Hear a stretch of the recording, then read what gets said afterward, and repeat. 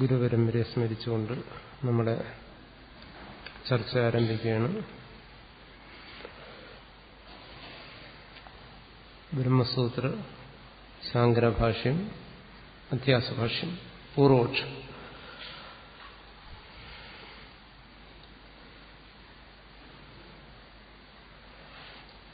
യുഷ്മദസ്മത് പ്രത്യേകോചരയോഹോ വിഷയവിഷയിണോഹോ തമപ്രകാശവത് വിരുദ്ധ സ്വഭാവയോഹോ ഇതരേതരഭാവ അനുപത്തോ സിദ്ധായാം തദ്ധർമാണാം അപി സുതരാം ഇതരേതരഭാവ അനുപത്തി. ഇതുവരെയാണ് നമ്മൾ ചർച്ച ചെയ്തത്. യുഷ്മത് പ്രത്യേകോചരം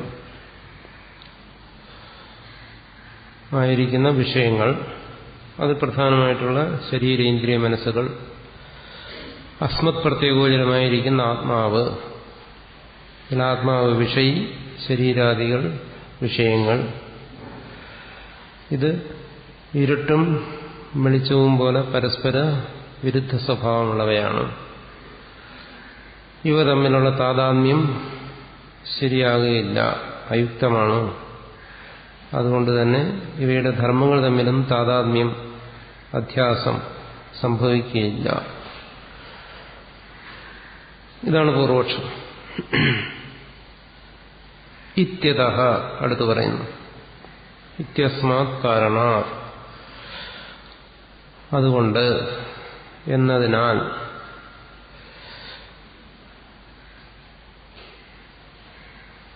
ധർമ്മി അധ്യാസവും ധർമ്മ അധ്യാസവും.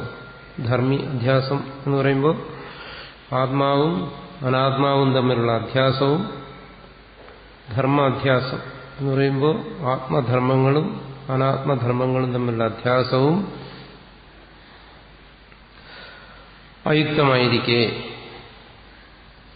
അസ്മത് പ്രത്യേകോചരേ വിഷയിണി ചിതാത്മകേ യുഷ്മത് പ്രത്യേകോചരസ്യ വിഷയസ്യ തദ്ധർമാണാം ച അധ്യാസഃ തദ്വിപര്യേണ വിഷയിണഃ തദ്ധർമാണാം ച വിഷയേ അധ്യാസോ മിഥ്യ ഇതി ഭവിതും യുക്തം. നേരത്തെ പറഞ്ഞ കാര്യത്തെ തന്നെ കൺക്ലൂഡ് ചെയ്യുകയാണ്. ഇത്യതഃ, അതുകൊണ്ട് അസ്മത് പ്രത്യേകോചരേ വിഷയിണി. അസ്മത് പ്രത്യേകോചരം നേരത്തെ പറഞ്ഞാണ്. ഞാൻ എന്നുള്ള അനുഭവം, ആ അനുഭവത്തിന് വിഷയമായിരിക്കുന്ന വിഷയി ആത്മാവിൽ, അതെന്താണ്? ചിതാത്മകേ, ചിതാത്മകം, ചിത് സ്വരൂപം, ജ്ഞാനസ്വരൂപം. ചിത്ത്, ജ്ഞാനം, ചൈതന്യം, ബോധം എല്ലാം പര്യായ പദങ്ങളാണ്. ചിതാത്മകേ, ചിത് സ്വരൂപമായിരിക്കുന്ന ആ വിഷയിൽ, ആത്മാവിൽ, യുഷ്മത് പ്രത്യേകോചരസ്യ വിഷയസ്യ, യുഷ്മത് പ്രത്യേകോചരം, ഇത് എന്നറിയുന്ന വിഷയങ്ങൾ, ശരീരം, ഇന്ദ്രിയം, മനസ്സ്, തദ്ധർമാണാം ച, തയോഹോ ധർമാണാം, വിഷയ വിഷയിണോഹോ ധർമാണാം, വിഷയ വിഷയികളുടെ ധർമ്മങ്ങളും ആത്മാ അനാത്മാക്കളുടെ ധർമ്മങ്ങളും ദയും അധ്യാസഃ, അധ്യാസം. അതോടൊപ്പം തന്നെ തദ്വിപര്യേണ,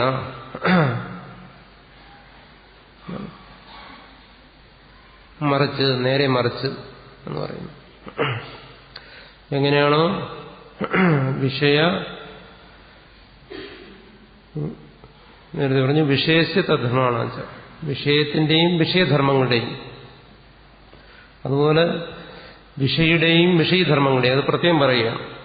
തദ്ധർമാണം എന്ന് പറഞ്ഞാൽ വിഷയസ്യ തദ്ധർമാണാം ച, തദ്വിപര്യേണ മറിച്ച് വിഷയിണ തദ്ധർമാണാം ച. അപ്പൊ നേരത്തെ തദ്ധർമാണം എന്ന് പറഞ്ഞാൽ വിഷയധർമാണം, തദ്വിപര്യേണ എന്നുവെച്ചാൽ വിഷയവിപര്യേണ, ശബ്ദം കൊണ്ട് വിഷയത്തെ എടുക്കുന്നു. വിഷയവിപര്യേണ, ആ വിഷയത്തിൽ എങ്ങനെയാണോ സംഭവിക്കുന്നത്, വിഷയവും വിഷയത്തിന്റെ ധർമ്മങ്ങളും വിഷയിൽ അധ്യസിക്കുന്നു, അതിന് മറിച്ച്, അതിന് വിപരീതമായി വിഷയിണഃ തദ്ധർമാണാം ച, വിഷയുടെയും അതിന്റെ ധർമ്മങ്ങളുടെയും വിഷയേ അധ്യാസം, വിഷയത്തിലുള്ള അധ്യാസം. മിഥ്യ ഇതി ഭവിതം യുക്തം, മിഥ്യയാണ്, ഇല്ലാത്തതാണ്. മിഥ്യ എന്ന് പറയുന്ന ശബ്ദത്തിന് പ്രസിദ്ധമായിട്ട് രണ്ടർത്ഥങ്ങളാണുള്ളത്. ഒന്ന് അനിർവചനീയം, മിഥ്യ എന്ന് പറഞ്ഞാൽ അനിർവചനീയം. ആ അർത്ഥമല്ല ഇവിടെ സ്വീകരിച്ചിരിക്കുന്നത്. രണ്ടാമത്തെ അർത്ഥം മിഥ്യ എന്ന് പറഞ്ഞാൽ ന എന്ന് സംസ്കൃതത്തിൽ പറയുന്ന അതിന്റെ അർത്ഥമുണ്ട്. ന എന്ന് വെച്ചാൽ ഇല്ല, അല്ല എന്നുള്ള അർത്ഥമുണ്ട്. അധ്യാസവും മിഥ്യ എന്ന് പറഞ്ഞാൽ അധ്യാസം അനിർവചനീയം എന്നുള്ള അർത്ഥം. അധ്യാസവും മിഥ്യ എന്ന് പറഞ്ഞാൽ അധ്യാസം ഇല്ല എന്നാണ്. തെറ്റിദ്ധരിക്കരുത്. സാധാരണ നമ്മൾ മലയാളത്തിൽ മിഥ്യ എന്ന് പറയുന്ന ശബ്ദത്തിന്റെ അർത്ഥം അതയാൾ പറഞ്ഞത് മിഥ്യയാണ്, വെറും മിഥ്യയാണെന്ന് പറഞ്ഞാൽ വെറും നുണയാണ്, കള്ളമാണ്, ഇല്ലാത്തതാണ് എന്നുള്ള അർത്ഥമാണ്. ആ അർത്ഥത്തിലാണ് ഇവിടെ മിഥ്യാശബ്ദം ഉപയോഗിച്ചിരിക്കുന്നത്. പക്ഷെ അദ്വൈതത്തിൽ സാധാരണ മിഥ്യാശബ്ദം, അതായത് അദ്വൈതത്തിന്റെ സാങ്കേതികമായ അർത്ഥത്തിലുള്ള മിഥ്യാശബ്ദത്തിന്റെ അർത്ഥം അനിർവചനീയമെന്നാണ്. അനിർവചനീയം എന്ന് പറഞ്ഞാൽ സത്തെന്നോ അസത്തെന്നോ നിർവചിക്കാൻ കഴിയാത്തത് എന്നാണ് അനിർവചനീയം എന്ന് പറയുന്ന ശബ്ദത്തിന്റെ അർത്ഥം. അനിർവചനീയം എന്ന് പറഞ്ഞാൽ മലയാളത്തിൽ നമ്മൾ പറയുന്നത് വർണ്ണിക്കാൻ കഴിയാത്തത്, പറയാൻ പറ്റാത്തതെന്നൊക്കെയാണ്. പക്ഷെ ഇവിടെ അദ്വൈതത്തിൽ അനിർവചനീയം എന്ന് പറഞ്ഞു കഴിഞ്ഞാൽ ആ അർത്ഥമല്ല, പറയാൻ പറ്റാത്തതെന്നുള്ള അർത്ഥമല്ല. മിഥ്യ അനിർവചനീയം എന്ന് പറഞ്ഞു കഴിഞ്ഞാൽ സത്തെന്നോ അസത്തെന്നോ നിർവചിക്കാൻ കഴിയാത്തത് എന്നാണ് അനിർവചനീയ ശബ്ദത്തിന്റെ അർത്ഥം. അപ്പം മിഥ്യ ഇതി ഭവിതം യുക്തം, മിഥ്യ എന്ന് മിഥ്യയാണ് എന്നാണ്. മിഥ്യ എന്ന് ഭവിക്കുന്നതാണ് യുക്തം എന്ന് പറഞ്ഞാൽ മിഥ്യയാണ്. അപ്പൊ അധ്യാസം മിഥ്യയാണ് എന്ന് പറഞ്ഞാൽ അധ്യാസം ഇല്ലാത്തതാണെന്നാണ്. അധ്യാസം അനിർവചനീയമാണ് എന്ന് വന്നു കഴിഞ്ഞാൽ അത് സിദ്ധാന്തപക്ഷമാവും. അപ്പൊ ഇവിടെ സിദ്ധാന്തമല്ല പറയുന്നത്, പൂർവപക്ഷമാണ്. അതുകൊണ്ട് അധ്യാസം മിഥ്യയാണ് എന്ന് പറഞ്ഞാൽ അധ്യാസം ഒന്നില്ല, അങ്ങനെ ഒന്നും നടക്കത്തില്ല, സാധ്യമല്ല എന്നാണ്. സാധാരണ മിഥ്യ എന്ന് പറയുന്ന ശബ്ദം, അതായത് വേദാന്തത്തിന്റെ ഒരു പരിഭാഷ എന്ന് പറഞ്ഞു കഴിഞ്ഞാൽ ഒരു സാങ്കേതിക ശബ്ദം. ഓരോ ശാസ്ത്രത്തിനും അതാത് ശാസ്ത്രത്തിൻ്റെതായ പാരിഭാഷിക ശബ്ദങ്ങളുണ്ട്, അതായത് സാങ്കേതിക ശബ്ദങ്ങൾ. ഉദാഹരണം പറഞ്ഞാൽ ഇപ്പൊ ഗുണം എന്ന് പറഞ്ഞു കഴിഞ്ഞാൽ ഇപ്പൊ സാങ്കേശാസ്ത്രത്തിൽ ഗുണം എന്ന് പറയുന്നു. ഒരു ഗുണം എന്ന് പറഞ്ഞാൽ സത്വം രജസ് തമസ് എന്ന് പറയുന്നു ഗുണം.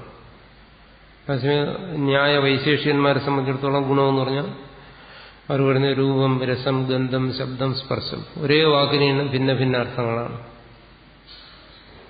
അങ്ങനെ അവരർത്ഥം പറയുന്നു. വ്യാകരണ ശാസ്ത്രത്തിൽ ആണെങ്കിൽ ഗുണമെന്ന് പറഞ്ഞാൽ പഠിച്ചിട്ടുണ്ട് അതേം ഗുണഹ, ആ, ഏ, ഓ, ഇതിനെല്ലാം ഗുണം എന്ന് പറയുന്നു. അവിടെ ഈ അക്ഷരങ്ങളെയാണ്, സ്വരാക്ഷരങ്ങളെ ഗുണമെന്ന് പറയുന്നു. അതേം ഗുണഹ എന്ന് പറയും. മീമാംസയിൽ ഗുണമെന്ന് പറഞ്ഞു കഴിഞ്ഞാൽ നെയ്യും പാലും ഇതിനൊക്കെ അവിടെ ഗുണങ്ങളെന്ന് പറയും. ദ്രവ്യങ്ങൾ മീമാംസാ ശാസ്ത്രത്തിൽ അതിനൊക്കെ ഗുണങ്ങളെന്ന് പറയും. ഇങ്ങനെ ഓരോ ശാസ്ത്രങ്ങളിലും ഒരു ശബ്ദത്തിന് തന്നെ ഭിന്ന അർത്ഥങ്ങളാണ്. അപ്പം മിഥ്യ എന്ന് പറയുമ്പോൾ വേദാന്ത ശാസ്ത്രത്തിൽ അത് ഉപയോഗിക്കുമ്പോൾ അതിന് വേദാന്തത്തിന്റെ പാരിഭാഷിക ശബ്ദം എന്ന് പറയും. അതുപോലെ ഈ ഗുണമെന്ന് പറയുന്ന ശബ്ദം ഓരോ ശാസ്ത്രങ്ങളിൽ ഉപയോഗിക്കുമ്പോൾ അതാത് ശാസ്ത്രങ്ങളുടെ പരിഭാഷ അതിനുണ്ട്. പരിഭാഷ എന്ന് പറയുമ്പോൾ അതിൻ്റെതായ വ്യാഖ്യാനം. ഓരോ സാങ്കേതിക ശബ്ദത്തിനും അതാത് ശാസ്ത്രകാരന്മാർ കൊടുക്കുന്ന വ്യാഖ്യാനം. അതുപോലെ മിഥ്യാശബ്ദത്തിന് ഇവിടെ കൊടുത്തിരിക്കുന്ന വ്യാഖ്യാനം, അതിന്റെ പരിഭാഷ സത്തെന്നോ അസത്തെന്നോ നിർവചിക്കാൻ കഴിയാത്തത്, ഇല്ല എന്നുള്ള അർത്ഥത്തിലല്ല. അതുകൊണ്ട് മിഥ്യ ഇങ്ങനെ പ്രത്യേക ഒരു പരിഭാഷ ഉള്ളതുകൊണ്ട് വേദാന്തത്തിലെ പാരിഭാഷിക ശബ്ദം എന്നതിനെ പറയും. ഇതുപോലെ എല്ലാ ശബ്ദങ്ങൾക്കും ഉണ്ട്. അപ്പൊ ഈ ഓരോ ശാസ്ത്രത്തിന്റെയും ഈ പാരിഭാഷിക ശബ്ദങ്ങളെ നമ്മൾ അർത്ഥം മനസ്സിലാക്കാതെ മറ്റ് ശാസ്ത്രങ്ങൾ ഉപയോഗിക്കാൻ പാടില്ല. ഉപയോഗിച്ചു കഴിഞ്ഞാൽ അതിന് തെറ്റായ ആശയബോധം ഉണ്ടാവും. അപ്പൊ ഗുണം എന്ന് പറയുന്ന സാധാരണ സാഹിത്യ ഭാഷയിൽ ഗുണത്തിന് കയറെന്നർത്ഥമുണ്ട്. പക്ഷെ അത് അങ്ങനെ ഉപയോഗിക്കാൻ പാടില്ല. സദ്ഗുണങ്ങൾ, അതിന് ഗുണമെന്നർത്ഥമുണ്ട്. ഈ അർത്ഥങ്ങളെല്ലാം ഓരോ സന്ദർഭങ്ങളിൽ വെവ്വേറെ ഉദ്ദേശത്തിൽ മാത്രമേ ഈ ശബ്ദങ്ങൾ അർത്ഥം കിട്ടത്തക്ക രീതിയിൽ പ്രയോഗിക്കാവൂ. അതുകൊണ്ടിവിടെ അധ്യാസവും മിഥ്യ എന്ന് പറഞ്ഞാൽ ന എന്നുള്ള അർത്ഥത്തിലാണ്. അധ്യാസം ഇല്ല എന്നാണ്. ഇവിടെ ശ്രദ്ധിക്കേണ്ട ഒന്ന് രണ്ട് കാര്യങ്ങൾ പ്രധാനമായിട്ടും ഇവിടെ അധ്യാസത്തിന് പൂർവപക്ഷമാണ് പറയുന്നത്. പൂർവപക്ഷിയെ സംബന്ധിച്ചിടത്തോളം ആത്മാവ് അനാത്മാവ് എന്ന് പറയുന്ന രണ്ട് വസ്തുക്കൾ വേറെ വേറെയാണ്. ഞാൻ എന്നുള്ള അറിവിന് ആത്മാവ് വിഷയമാണ്. അതുപോലെ നീ അല്ലെങ്കിൽ ഇത് എന്നുള്ള അറിവിന് ശരീരാദികൾ വിഷയമാണ്. ഇവിടെ അസ്മത് യുഷ്മതെന്ന് പ്രയോഗിച്ചു. ഇത് എന്നുള്ളതിന് യുഷ്മ ശബ്ദം പ്രയോഗിക്കാറില്ല. ഇത് എന്നുള്ളതിന് ഇതം ശബ്ദമാണ് പ്രയോഗിക്കേണ്ടത്. അപ്പോൾ അസ്മത് ഇതം പ്രത്യയ ഗോചരയോഹോ എന്ന് വേണം തുടങ്ങേണ്ടത്. പക്ഷെ അവിടെ ഇതം എന്ന് പ്രയോഗിക്കുന്നതിന് പകരം യുഷ്മതെന്ന് പ്രയോഗിച്ചത്.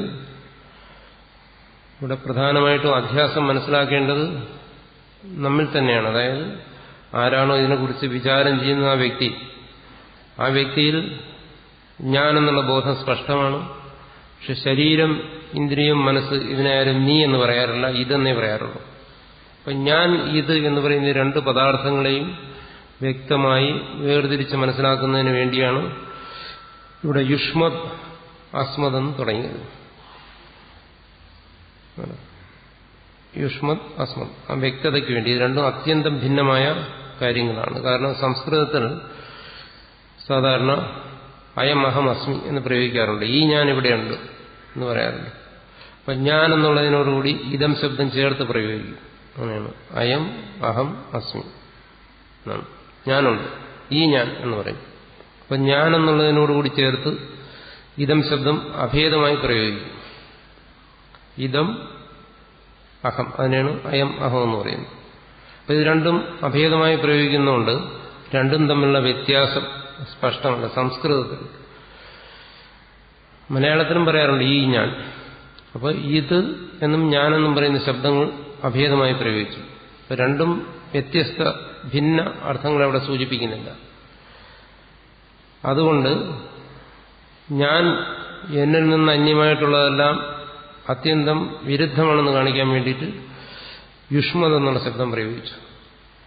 ആ ശബ്ദം പ്രയോഗിച്ചു കഴിഞ്ഞാൽ മാത്രമേ ഈ വിഷയവും തമ്മിലുള്ള ഭേദം, വ്യത്യാസം സ്പഷ്ടമാകുകയുള്ളൂ. അതുകൊണ്ടാണ് യുഷ്മത് അസ്മത് എന്ന് പ്രയോഗിച്ചത്. അത് സംസ്കൃത ഭാഷയിലെ ഒരു പ്രത്യേകത അനുസരിച്ച് അങ്ങനെ പ്രയോഗിച്ചിരിക്കുകയാണ്. അപ്പം അത്യന്ത ഭിന്നങ്ങളായിരിക്കുന്ന, അതിനുദാഹരണമായിട്ട് പറഞ്ഞു ഇരുട്ടും വെളിച്ചവും പോലെ. ഇരുട്ടിന്റെയും വെളിച്ചത്തിന്റെയും ഉദാഹരണം പറയുമ്പോൾ ഞാൻ മുമ്പും പറഞ്ഞിട്ടുണ്ട്, ശ്രദ്ധിക്കണം. ആ ഇരുട്ടിന്റെയും വെളിച്ചത്തിന്റെയും സ്വരൂപത്തിൽ താതാത്മ്യമില്ലെന്നാണ് ഇവിടെ പറയുന്നത്. ഇരുട്ടും വെളിച്ചവും കൂടിക്കല്ലില്ലെന്നല്ല. ഇരുട്ടിന്റെയും വെളിച്ചത്തിന്റെയും സ്വരൂപത്തിൽ ആർക്കും ഭ്രമം ഉണ്ടാകത്തില്ല. എങ്ങനെ? നല്ല പ്രകാശം കണ്ടിട്ട് ഇത് ഇരുട്ടാണെന്നോ അല്ലെങ്കിൽ നല്ല ഇരുട്ടിനെ കണ്ടിട്ട് ഇത് പ്രകാശമാണെന്നോ ഉള്ള ഒരു ഭ്രമം ആർക്കും ഉണ്ടാകത്തില്ല. വെളിച്ചം കണ്ടാൽ ആരായാലും അത് വെളിച്ചം എന്ന് തന്നെ അറിയും. ഇരുട്ട് കണ്ടു കഴിഞ്ഞാൽ അത് ഇരുട്ടെന്ന് തന്നെ അറിയും. അപ്പോൾ അതിന്റെ സ്വരൂപത്തിൽ പരസ്പരം ഭ്രമം ഉണ്ടാകത്തില്ല, ഒന്നിനെ മറ്റൊന്നൊന്ന് ധരിക്കത്തില്ല. അങ്ങനെ അത്യന്തം വിരുദ്ധമായിരിക്കുന്ന ഈ രണ്ട് വസ്തുക്കളും തമ്മിൽ യാതൊരു തരത്തിലുള്ള താതാത്മ്യവും ഉണ്ടാകത്തില്ല എന്നാണ് പൂർവപക്ഷം. അതിന് സമാധാനമാണ് അടുത്ത് പറയുന്നത്. ഇത്യതഃ, അതുകൊണ്ട് അസ്മത് പ്രത്യേകോചരേ, ഞാൻ എന്ന അനുഭവത്തിന് വിഷയമായിരിക്കുന്ന വിഷയിണി ചിദാത്മകേ, വിഷയിയായിരിക്കുന്ന ചിദാത്മാവിൽ യുഷ്മത് പ്രത്യേകോചരസ്യ, യുഷ്മത് എന്ന ഇത് എന്ന അറിവിന് വിഷയമായിരിക്കുന്ന വിഷയസ്യ, വിഷയത്തിന്റെയും തദ്ധർമാണ, വിഷയധർമ്മങ്ങളുടെയും അധ്യാസഃ, അധ്യാസം, അതുപോലെ തന്നെ തദ്വിപരീയേണ, അതിന് വിരുദ്ധമായി. വിഷയത്തിൽ എങ്ങനെയാണോ അധ്യാസം സംഭവിക്കുന്നത് അതുപോലെ വിഷയത്തിന്റെ അധ്യാസം എങ്ങനെയാണോ സംഭവിക്കുന്നത് അതിന് വിരുദ്ധമായി വിഷയിണഃ തദ്ധർമാണാം ച, വിഷയുടെയും അതിന്റെ ധർമ്മങ്ങളുടെയും വിഷയേ അധ്യാസവും, വിഷയത്തിലുള്ള അധ്യാസം മിഥ്യാ ഇതി ഭവിതം യുക്തം, ഇല്ല എന്ന് കരുതുന്നതാണ് ശരി എന്നാണ്. ഇത്രയും പൂർവപക്ഷം. അടുത്തതിന് സമാധാനം പറയുന്നു. തഥാപി, അന്യോന്യസ്മിൻ തഥാപി അന്യോന്യസ്മിൻ അന്യോന്യാത്മകതാം അന്യോന്യധർമാംശ്ച അധ്യസ്യ ഇതരേതര അവിവേകേന അത്യന്ത വിവിക്തയോഹോ ധർമ്മധർമ്മിണോഹോ മിഥ്യാജ്ഞാനനിമിത്തഃ സത്യാനൃതേ മിഥുനീകൃത്യ അഹം ഇദം മമ ഇദം ഇതി നൈസർഗികഃ അയം ലോകവ്യവഹാരഃ. തഥാപി അന്യോന്യസ്മിൻ അന്യോന്യാത്മകതാം അന്യോന്യധർമാംശ്ച അധ്യസ്യ ഇതരേതര അവിവേകേന അത്യന്തവിവിക്തയോഹോ ധർമ്മധർമ്മിണോഹോ മിഥ്യാജ്ഞാനനിമിത്തഃ സത്യാനൃതേ മിഥുനീകൃത്യ അഹമിദം മമേദമിതി നൈസർഗികോയം ലോകം വ്യവഹാരഃ. ഇതാണ് സിദ്ധാന്തം. എന്താണ് അധ്യാസം എന്നുള്ളത് ഇവിടെ വിശദീകരിക്കുകയാണ്. എങ്ങനെ അധ്യാസം സംഭവിക്കുന്നു, അധ്യാസം കൊണ്ട് എന്ത് സംഭവിക്കുന്നു, അധ്യാസത്തിനെന്ത് കാരണമാണ്, അതായത് അധ്യാസത്തിന്റെ സ്വരൂപം, അധ്യാസത്തിന്റെ നിമിത്തം, അധ്യാസത്തിന്റെ ഫലം, ഈ മൂന്ന് കാര്യങ്ങളുമാണ് ഇതിൽ വിശദീകരിക്കുന്നത്. അധ്യാസത്തിന്റെ സ്വരൂപം എന്ന് പറഞ്ഞാൽ എന്താണ് അധ്യാസം, അതിന്റെ ലക്ഷണമെല്ലാം ഇനി വിശദീകരിച്ച് പറയും. എന്നാലും ഇവിടെ പറയുന്നുണ്ട് എന്താണ് അധ്യാസം, അത് അധ്യാസത്തിന്റെ സ്വരൂപം. അതിന്റെ നിമിത്തം എന്താണ്, അധ്യാസത്തിന്റെ നിമിത്തം, കാരണം അത്. അടുത്തത് അധ്യാസത്തിന്റെ ഫലം, എന്താണ് അധ്യാസത്തിന്റെ ഫലം. ഈ മൂന്ന് കാര്യങ്ങളുമാണ് ഇവിടെ പ്രധാനമായി ചർച്ച ചെയ്യുന്നത്. അത് തന്നെ ശ്രദ്ധിക്കണം. ഇവിടെ സംസ്കൃത ഭാഷയുടെ ഒരു പ്രത്യേകതയാണ്, അതൊരു വാക്യരൂപത്തിലെഴുതിയാലും ശ്ലോകരൂപത്തിലെഴുതിയാലും ഗദ്യരൂപത്തിലായാലും പദ്യരൂപത്തിലായാലും അതിന്റെ പദങ്ങൾ ആദ്യം ക്രമത്തിൽ കൊണ്ടുവരണം. എന്നാലേ ശരിയായിട്ടുള്ള അർത്ഥബോധം ഉണ്ടാകത്തുള്ളൂ. വേഡ് ഓർഡർ അതാദ്യം കണ്ടുപിടിക്കണം. ഇതിന്റെയും ആദ്യം അതിന്റെ അന്വയം അതാദ്യം മനസ്സിലാക്കണം. ഇത് തുടങ്ങുന്നത് എങ്ങനെയാണ്? തഥാപി. ഇവിടെ തഥാപി എന്ന് തുടങ്ങി. സാധാരണ യദ്യപി തഥാപി എന്നാണ് വരുന്നത്. അങ്ങനെയാണെങ്കിലും എന്ന് കാണിക്കാൻ വേണ്ടിയിട്ട്. ഇവിടെ യദ്യപി എന്ന് പറയുന്ന ഒരു പദമില്ല. അത് വാസ്തവത്തിൽ ആദ്യം വരേണ്ടതാണ്. അങ്ങനെ യദ്യപി യുഷ്മദസ്മത് പ്രത്യേകോചരയോഹോ എന്ന് വരേണ്ടതാണ്.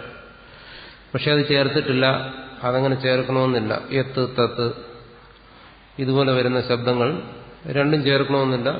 ചേർത്തില്ലെങ്കിലും ഈ സംസ്കൃത ഭാഷയിൽ അറിവുള്ളവരത് മനസ്സിലാക്കിക്കോളും. ഇവിടെ ഒരു യദ്യപി ഉണ്ട്. യദ്യപി യുഷ്മദ് അസ്മത് ഗോചരയോഹോ എന്ന് പൂർവപക്ഷം തുടങ്ങിയിട്ട് തഥാപി എന്നിങ്ങനെ സമാധാനം പറയുന്നതാണ് സാധാരണ ശൈലി. ഭാഷകാരൻ ആദ്യം യദ്യപി എന്ന് ചേർത്തില്ല. കാരണം യദ്യപി എന്ന് ചേർത്ത് കഴിഞ്ഞാൽ യുഷ്മദ് അസ്മത് പ്രത്യേക ഗോചരയോഹോ എന്ന് തുടങ്ങാൻ പറ്റത്തില്ല. നേരത്തെ പറഞ്ഞു യുഷ്മദ് അസ്മത് പ്രത്യേക ഗോചരയോഹോ എന്ന് പറയുമ്പോൾ അവിടെ പരമാത്മ ചൈതന്യത്തെ സ്മരിക്കുകയാണ്. ആ പരമാത്മ ചൈതന്യത്തെ സ്മരിക്കുക എന്ന് പറയുന്നത് മംഗളമാണ്. ആ മംഗളകരമായ ഒരു ശബ്ദം ഉപയോഗിക്കുന്നതിന് മുമ്പ് ഇവിടെ ഭാഷാ സാധുതയ്ക്ക് വേണ്ടിയിട്ട് മറ്റൊരു ശബ്ദം ഉപയോഗിക്കണ്ട എന്ന് ഭാഷ്യകാരൻ കരുതി എന്നൊക്കെയാണ് ഇതിനെക്കുറിച്ച് വ്യാഖ്യാതാക്കൾ പറയുന്നത്. അതുകൊണ്ട് യദ്യപി എന്ന് പറയാതെ അത് അണ്ടർസ്റ്റുഡാണ്. അതുകൊണ്ട് യുഷ്മദസ്മത് പ്രത്യേക ഗോചരയോഹോ എന്ന് പറഞ്ഞ് തുടങ്ങി. അപ്പോൾ അതുകൊണ്ട് മംഗളാചരണവും നടന്നു, ഈശ്വരസ്മരണ അവിടെ നടന്നു. തഥാപി എന്ന് പിന്നീട് പറയുന്നത് കൊണ്ടും മനസ്സിലാക്കാം. അപ്പോൾ യദ്യപി തഥാപി അങ്ങനെയാണെങ്കിലും എന്ന് വരും. എന്താണ്? സത്യാനൃതേ മിഥുനീകൃത്യ അവിടെ തുടങ്ങണം. സത്യാനൃതേ മിഥുനീകൃത്യ.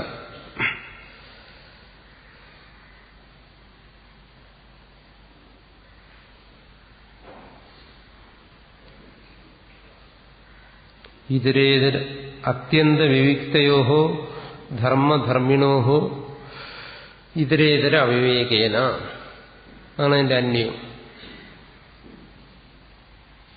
അന്യോന്യസ്മിൻ അന്യോന്യാത്മകതാം അന്യോന്യധർമാംശ്ച അധ്യസ്യ മിഥ്യാജ്ഞാനനിമിത്തഃ അഹമിദം മമേദമിതി നൈസർഗികോയം ലോകവ്യവഹാരഃ. അതാണ് അതിന്റെ അന്വയം. ഗദ്യം എഴുതിയാലും അന്വയക്രമത്തിലായിരിക്കില്ല എഴുതുന്നു. നമ്മളതിന്റെ അന്വയം കണ്ടുപിടിക്കണം, ആ ക്രമം കണ്ടുപിടിക്കണം. എന്നാലേ ആ ക്രമത്തിനുള്ള കാര്യകാരണ സഹിതമായിട്ടുള്ള അർത്ഥബോധം ഉണ്ടാകത്തുള്ളൂ. ഒരിക്കലും നോക്കിക്കൊള്ളും സത്യാനർദേ മിഥുനീകൃത്യ, അതാണ് തുടക്കം.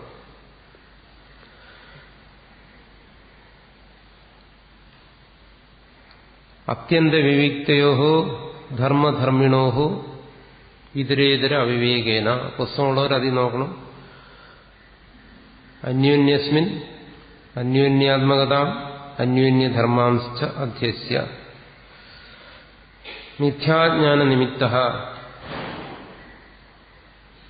അഹമിതം മമേദമിതി നൈസർഗികോയം ലോകവ്യവഹാരഃ. ഒരു പുസ്തകം പഠിക്കുക എന്ന് പറഞ്ഞു കഴിയുന്നതും പ്രഭാഷണം കേൾക്കുക എന്ന് പറയുന്നത് രണ്ടും തമ്മിൽ വ്യത്യാസമാണ്. പ്രഭാഷണം കേട്ടുകഴിഞ്ഞാൽ നമ്മൾ ഒരു ചെവി കൂടെ കേട്ട് മറു ചെവി കൂടെ കളഞ്ഞിട്ട് നമുക്ക് ഇവിടുന്ന് പൊടിയും തട്ടി എഴുന്നേറ്റ് പോവാം. പിന്നീട് അതിനെ സംബന്ധിച്ച് ജോലിയൊന്നുമില്ല. ഒരു പുസ്തകം പഠിക്കുക എന്ന് പറയുന്നത് അങ്ങനെയല്ല. ഇത് കഴിഞ്ഞിട്ട് നമ്മൾ ഈ പുസ്തകം എടുത്ത് വായിച്ചു കഴിഞ്ഞാൽ വേറെ ആളുടെ സഹായം കൂടാതെ ഇതിന്റെ അർത്ഥം മനസ്സിലാകും. പഠിക്കുന്നതിന്റെ പ്രത്യേകത. അപ്പൊ പഠിച്ച് ശീലമുള്ളവർക്കാണെങ്കിൽ അതറിയാം, അല്ലാത്തവരത് മനസ്സിലാക്കണം. നമ്മളിത് ഇനി ഇതെടുത്ത് വായിച്ചു നോക്കിക്കഴിഞ്ഞാൽ നമുക്കിതിന്റെ കാര്യം നേരിട്ട് നമുക്ക് മനസ്സിലാകണം. മനസ്സിലാക്കുക മാത്രമല്ല, ഇത് മറ്റൊരാൾക്ക് പറഞ്ഞു കൊടുക്കാനും നമുക്ക് കഴിയണം. ഇത് നോക്കി വായിച്ച് ഒരു മലയാള വ്യാഖ്യാനം കൂടാതെ. അതുകൊണ്ട് ഇതിന്റെ അന്വയം പദാർത്ഥം എല്ലാം വ്യക്തമായി മനസ്സിലാക്കിയിരിക്കണം. അതിനു വേണ്ടിയിട്ടാണ് ഇതിന്റെ എല്ലാത്തിൻ്റെയും എല്ലാ പുസ്തകം എല്ലാവരുടെ കയ്യിലും വേണം. എല്ലാവരും അത് നോക്കണം. പദാർത്ഥം അന്വയം എല്ലാം മനസ്സിലാക്കി വയ്ക്കണമെന്ന് പറഞ്ഞു. അല്ലെങ്കിൽ പിന്നീട് തുടർന്നുള്ള മനനത്തിന് ഇത് സഹായിക്കത്തില്ല. ഇത് പഠിപ്പിക്കാൻ വേണ്ടി മാത്രമല്ല പഠിക്കുന്നത്. പക്ഷെ പഠിക്കുന്ന കാര്യം ശരിക്കും മനനം നടക്കുന്നത് പഠിക്കുമ്പോഴല്ല, പഠിപ്പിക്കുമ്പോഴാണ് ശരിക്കും നടക്കുന്നത്. നമ്മൾ പഠിക്കുന്ന സമയത്ത് കൂടുതൽ പ്രയോജനം ചെയ്യും ഇത് വേറെ ആൾക്ക് പറഞ്ഞു കൊടുക്കുകയാണെങ്കിൽ. മനസ്സിന് കൂടുതൽ ഏകാഗ്രത കിട്ടുന്നത് പഠിക്കുമ്പോഴല്ല, പഠിപ്പിക്കുമ്പോഴാണ്. അതുകൊണ്ട് അതിനുള്ള ഒരു തയ്യാറെടുപ്പും ഇതിലാവശ്യമാണ്. അത് ശ്രദ്ധിക്കണം. സത്യാനുദേ മിഥുനീകൃത്യ എങ്ങനെയാണ് തുടങ്ങുന്നത്? അധ്യാസത്തിൽ ആദ്യം സംഭവിക്കുന്നത് എന്താണ്? സത്യാനുദനങ്ങളുടെ മിഥുനീകരണങ്ങൾ. മിഥുനീകരണം എന്ന് പറഞ്ഞാൽ എന്താണ്? രണ്ട് വസ്തുക്കൾ ഒരു സ്ഥലത്ത് കൂടിച്ചേരുക, അതിനാണ് മിഥുനീകരണം എന്ന് പറയുന്നത്. മിഥുനീകരിക്കുക. മിഥുനീ എന്നവിടെ ഒരു ദീർഘമുണ്ട്. ഇത് സംസ്കൃതത്തിൽ ഇതിന് ചി പ്രത്യയം എന്ന് പറയും. മിഥുനീ ഈ എന്ന് പറയുന്നു. ഒരു ഉദാഹരണമായിട്ട് പറഞ്ഞാൽ ഇപ്പൊ കൃഷ്ണീകരോതി എന്ന് പറയുന്നു. കൃഷ്ണീകരോതി എന്ന് പറഞ്ഞാൽ എന്താ അതിന്റെ അർത്ഥം? ഒരു നടൻ, കൃഷ്ണനല്ല അയാൾ, കൃഷ്ണന്റെ വേഷം കെട്ടി സ്റ്റേജിൽ നിന്ന് അഭിനയിക്കുകയാണ്. അയാളുടെ ആ അഭിനയത്തെക്കുറിച്ച് വേറൊരാൾ പറയണം, കൃഷ്ണീകരോതി, അയം കൃഷ്ണീകരോതി എന്ന് പറഞ്ഞാൽ കൃഷ്ണനല്ലാത്ത ഒരുവൻ കൃഷ്ണന്റെ വേഷം കെട്ടി സ്റ്റേജിൽ നിന്ന് കൃഷ്ണനെ പോലെയൊക്കെ പ്രവർത്തിക്കുന്നു. അതിനാണ് കൃഷ്ണീകരോതി എന്ന് പറയുന്നത്. ഇങ്ങനെയുള്ള ആ ആശയത്തെ പ്രകടമാക്കുന്നതിന് വേണ്ടിയിട്ടാണ് ഈ ചി എന്ന് പറയുന്ന പ്രത്യയം ഉപയോഗിക്കുന്നത്. ചി എന്ന് പറയും സംസ്കൃതത്തിൽ. അപ്പോൾ വാസ്തവത്തിൽ എന്ത് അല്ലയോ അങ്ങനെ അല്ലാത്ത ഒന്ന് അതായി മാറുന്നു. അതാണ് ചി പ്രത്യയം കൊണ്ട് സൂചിപ്പിക്കുന്നത്. കൃഷ്ണീകരോതി എന്ന് പറഞ്ഞാൽ കൃഷ്ണൻ ആയി വേഷം കെട്ടി അഭിനയിക്കുന്നവൻ കൃഷ്ണനല്ല, പക്ഷെ അവൻ കൃഷ്ണനെ പോലെയൊക്കെ പ്രവർത്തിക്കുന്നു. അതിലിവിടെ എന്താണ് പറയുന്നത്? മിഥുനീകരോതി എന്നാണ് പറഞ്ഞിരിക്കുന്നത്. എന്നുവെച്ചാൽ വാസ്തവത്തിലൊരു മിഥുനീകരണം ഇവിടെ സംഭവിക്കുന്നില്ല, പക്ഷെ നമുക്കങ്ങനെ സംഭവിക്കുന്നതായി തോന്നുന്നു. ഇതൊരു ഉദാഹരണത്തിൽ നിന്ന് മനസ്സിലാവും എങ്ങനെയാണ്. ഇവിടെ എന്തൊക്കെയാണ് മിഥുനീകരണം സംഭവിക്കുന്നത്? സത്യവും അനർത്ഥവും, സത്യവും അസത്യവും തമ്മിൽ ഇവിടെ മിഥുനീകരണം സംഭവിക്കുകയാണ്. ഇതൊരു ഉദാഹരണത്തിലൂടെ നമുക്ക് മനസ്സിലാക്കാം. ഇവിടെ മിഥുനീകരണം എവിടെയാണ് സംഭവിക്കുന്നത്? നമ്മുടെ മനസ്സിലാണ് സംഭവിക്കുന്നത്. സാധാരണ ഇതിന് പറയുന്ന ഉദാഹരണം ശുക്തിക രജതം. ശുക്തിക മുത്തുച്ചിപ്പി, രജതം എന്ന് പറഞ്ഞാൽ വെള്ളി. മുത്തുച്ചിപ്പിയെ കണ്ടിട്ടൊരാൾ അതിൽ സൂര്യപ്രകാശം അടിച്ച് തിളങ്ങുമ്പോൾ അതിനൊരാൾ പെട്ടെന്ന് വെള്ളി എന്ന് തെറ്റിദ്ധരിച്ചു. അതാണ് ഉദാഹരണമായിട്ട് എടുക്കുന്നത്. നമ്മൾ കടൽ തീരമാണ് ഇവിടെ. കടൽ തീരത്തൂടി നടക്കുമ്പോൾ ചിപ്പി തിളങ്ങുന്ന കണ്ടിട്ട് പെട്ടെന്ന് അത് വെള്ളിയാണെന്നോ അല്ലെങ്കിൽ മറ്റെന്തെങ്കിലും ഗ്ലാസ് കഷ്ണമാണെന്നോ അങ്ങനെ എന്തെങ്കിലും ധരിക്കാം. ഇവിടെ സാധാരണ വെള്ളി എന്ന് പറഞ്ഞു വരുന്നു. പഴയൊരു ഉദാഹരണം.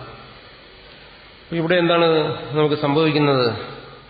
നമ്മൾ അലക്ഷ്യമായി സഞ്ചരിക്കുന്നു കടൽ തീരത്തുകൂടി. യാദൃശ്യമായിട്ട് ഒരു തിളക്കം നമ്മുടെ കണ്ണിപ്പെടുന്നു. ആ കണ്ണിപ്പെടുന്ന ആ നിമിഷം തന്നെ നമ്മൾ ധരിക്കുന്നു അത് വെള്ളിയാണ്, അല്ലെങ്കിൽ അതൊരു ഗ്ലാസ് കഷ്ണമാണ്, അല്ലെങ്കിൽ ഒരു പ്ലാസ്റ്റിക്കിന്റെയോ എന്തെങ്കിലും കഷ്ണമാണെന്ന് നമ്മൾ ധരിക്കുന്നു. ഇതെല്ലാം വളരെ വേഗതയിൽ സംഭവിക്കുന്നതാണ്. അത് സത്യമാണോ മിഥ്യയാണോ എന്നൊന്നും ഇപ്പോൾ ചിന്തിക്കുന്നതിനുകൂടി സമയം കിട്ടുന്നില്ല. പക്ഷെ പെട്ടെന്ന് നമ്മുടെ മനസ്സിൽ ഒരു ബോധം ഉണ്ടാകുന്നു, ഇതാ ഒരു ഗ്ലാസ് കഷണം എന്ന് നമ്മുടെ മനസ്സിൽ പെട്ടെന്നൊരു ബോധം വരുന്നു. വളരെ സൂക്ഷ്മമായ ഒരു നിമിഷത്തിലാണ് ഈ കാര്യം സംഭവിക്കുന്നത്. അത് നമ്മൾ പറയുന്നത് ഭ്രമം എന്ന് പറയുന്നു. അവിടെ വാസ്തവത്തിൽ എന്താണ് സംഭവിക്കുന്നത്? നമ്മളവിടെ ആദ്യം കാണുന്ന എന്താണ്? നമ്മുടെ മുമ്പിൽ ഒരു വസ്തുവിനെ നമ്മൾ കാണുന്നു. അതിനെയാണ് നമ്മൾ ചൂണ്ടിക്കാണിച്ച് പറയുന്നത് മറ്റൊരാളുടെ അടുത്തതാ അവിടെ ഒരു വെള്ളി തിളങ്ങുന്നു എന്ന് പറയുന്നു. നമ്മുടെ മുമ്പിൽ കാണുന്ന ആ വസ്തുവിനെ നമ്മൾ വിരൽ ചൂണ്ടിക്കാണിക്കുന്നത് ഇത് എന്നാണ്. ഇത് എന്നതിനെ പറയും. അതിനെ സംബോധന ചെയ്യുന്ന ഇതെന്നാണ് നമ്മുടെ മുമ്പിൽ കിടക്കുന്ന ആ വസ്തുവിന്.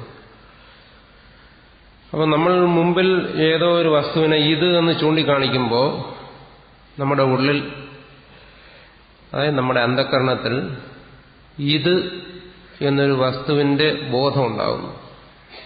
അപ്പം നമ്മുടെ പുറമേ നമ്മൾ വിരൽ കൊണ്ട് ചൂണ്ടിക്കാണിക്കുന്ന ആ ഇത് എന്ന് പറയുന്ന ആ വസ്തു അതിനനുയോജ്യമായ ഒരു ബോധത്തെ നമ്മുടെ അന്ധഃകരണത്തിൽ ഉണ്ടാക്കുന്നു. അതെങ്ങനെ സംഭവിക്കുന്നു? നമ്മുടെ മനസ്സ് നമ്മുടെ നേത്രങ്ങളിലൂടെ പുറമേക്ക് വ്യാപരിച്ച് പുറമേ നമ്മൾ ഇത് എന്ന് ചൂണ്ടിക്കാണിച്ച ആ വസ്തുവുമായി ബന്ധപ്പെട്ട് ആ വസ്തുവിനെക്കുറിച്ച് നമ്മുടെ കണ്ണിന്റെ സഹായത്തോടെ, പ്രകാശത്തിന്റെ സഹായത്തോടെ നമ്മുടെ ബോധമണ്ഡലത്തിൽ ഇത് എന്ന് പറയുന്ന ഒരു അറിവിനെ സ്ഫുരിപ്പിക്കുന്നു.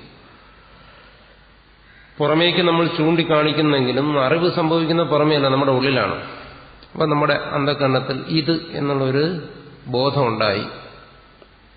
ബോധവും വിഷയവും അതെപ്പോഴും ചേർന്നിരിക്കുന്നു. ഇതിനെയാണ് ഇവിടെ നേരത്തെ വിഷയവും എന്ന് പറഞ്ഞത്. പുസ്തകം എന്നൊരു അറിവുണ്ടാകുമ്പോൾ ആ അറിവ് ഉൾക്കൊള്ളുന്ന ഒരു വിഷയം എൻ്റെ മുമ്പിലുണ്ട്. ആ വിഷയത്തെ പ്രകാശിപ്പിക്കുന്ന ഒരു അറിവ് എൻ്റെ ഉള്ളിലുമുണ്ട്. ഇത് രണ്ടും എപ്പോഴും ഇങ്ങനെ ചേർന്നിരിക്കുന്നു. വിഷയവും അറിവും. വിഷയമെന്ന് പറയുന്നത് നമ്മൾ ഏതിനെയാണോ അറിയുന്നത് അതിനെ വിഷയമെന്ന് പറയുന്നു. പുസ്തകത്തെക്കുറിച്ച് അറിവുണ്ടാകുമ്പോൾ പുസ്തകം വിഷയം, ആ പുസ്തകത്തെ സംബന്ധിച്ച് എൻ്റെ ഉള്ളിലുണ്ടാകുന്ന ബോധം അല്ലെങ്കിൽ അറിവ് വിഷയം. നമ്മൾ കടൽ തീരത്ത് ഇത് എന്നൊരു വസ്തുവിനെ അറിഞ്ഞപ്പോൾ ആ ബാഹ്യമായി കണ്ട ആ ഇത് നമ്മുടെ വിഷയവും അതിനെ സ്ഫുരിപ്പിച്ച ബോധം നമ്മുടെ ഉള്ളിൽ വന്നത് അത് അറിവും. ആ വിഷയത്തെ സംബന്ധിച്ച അറിവ് അല്ലെങ്കിൽ അത് വിഷയമാണ്. അവിടെ നമ്മുടെ ആ ബോധമണ്ഡലത്തിൽ ഇത് എന്നൊരു ബോധം ഉണ്ടായ സമയം പെട്ടെന്ന് നമ്മുടെ ഉള്ളിൽ പ്രസുപ്തമായിരുന്ന വാസനകൾ, ഉറങ്ങിക്കിടന്നിരുന്ന വാസനകൾ ജാഗ്രതായിട്ട് നമ്മൾ മുമ്പ് എവിടെയോ കണ്ട ഗ്ലാസ് അല്ലെങ്കിൽ വെള്ളി അല്ലെങ്കിൽ അതുപോലെയുള്ള ഇതിന് സമാനമായ ഒരു വസ്തുവിന്റെ സ്മരണ നമ്മുടെ ബോധമണ്ഡലത്തിലേക്ക് കടന്നു വരുന്നു. അത് വെള്ളിയെക്കുറിച്ചുള്ള സ്മൃതിയാകാം, ഓർമ്മ. അപ്പോൾ അവിടെ രണ്ട് വസ്തുക്കൾ വന്നു ചേർന്നു. ഒന്ന് ഇത് നമ്മുടെ ബോധമണ്ഡലത്തിൽ, അതിനോടൊപ്പം തന്നെ വെള്ളിയെക്കുറിച്ചുള്ള സ്മരണ. ആ പദാർത്ഥത്തിനെ കുറിച്ചുള്ള ബോധം നമ്മുടെ ഉള്ളിലേക്ക് കടന്നു വരുന്നു. ആ ബോധത്തിന്റെ വിഷയമായി ആ പദാർത്ഥവും നമ്മുടെ ഉള്ളിലേക്ക് കടന്നു വരുന്നു. വിഷയരൂപത്തിലുള്ള പദാർത്ഥം. നമ്മൾ പണ്ട് എവിടെയോ ഒരു വെള്ളിയെ കണ്ടപ്പോൾ ഇവിടെ ഇപ്പോൾ എങ്ങനെയാണോ ഈ പുസ്തകത്തെ കാണുന്നത് അതുപോലെയുള്ള ഒരു കാര്യം അവിടെ സംഭവിച്ചു. നമ്മുടെ ബോധത്തിന് ആ വെള്ളി വിഷയമായി. അത് നമ്മൾ വിസ്മരിച്ചപ്പോഴും അതിന്റെ സംസ്കാരം നമ്മുടെ അന്ധകരണത്തിൽ ശേഷിച്ചിരുന്നു.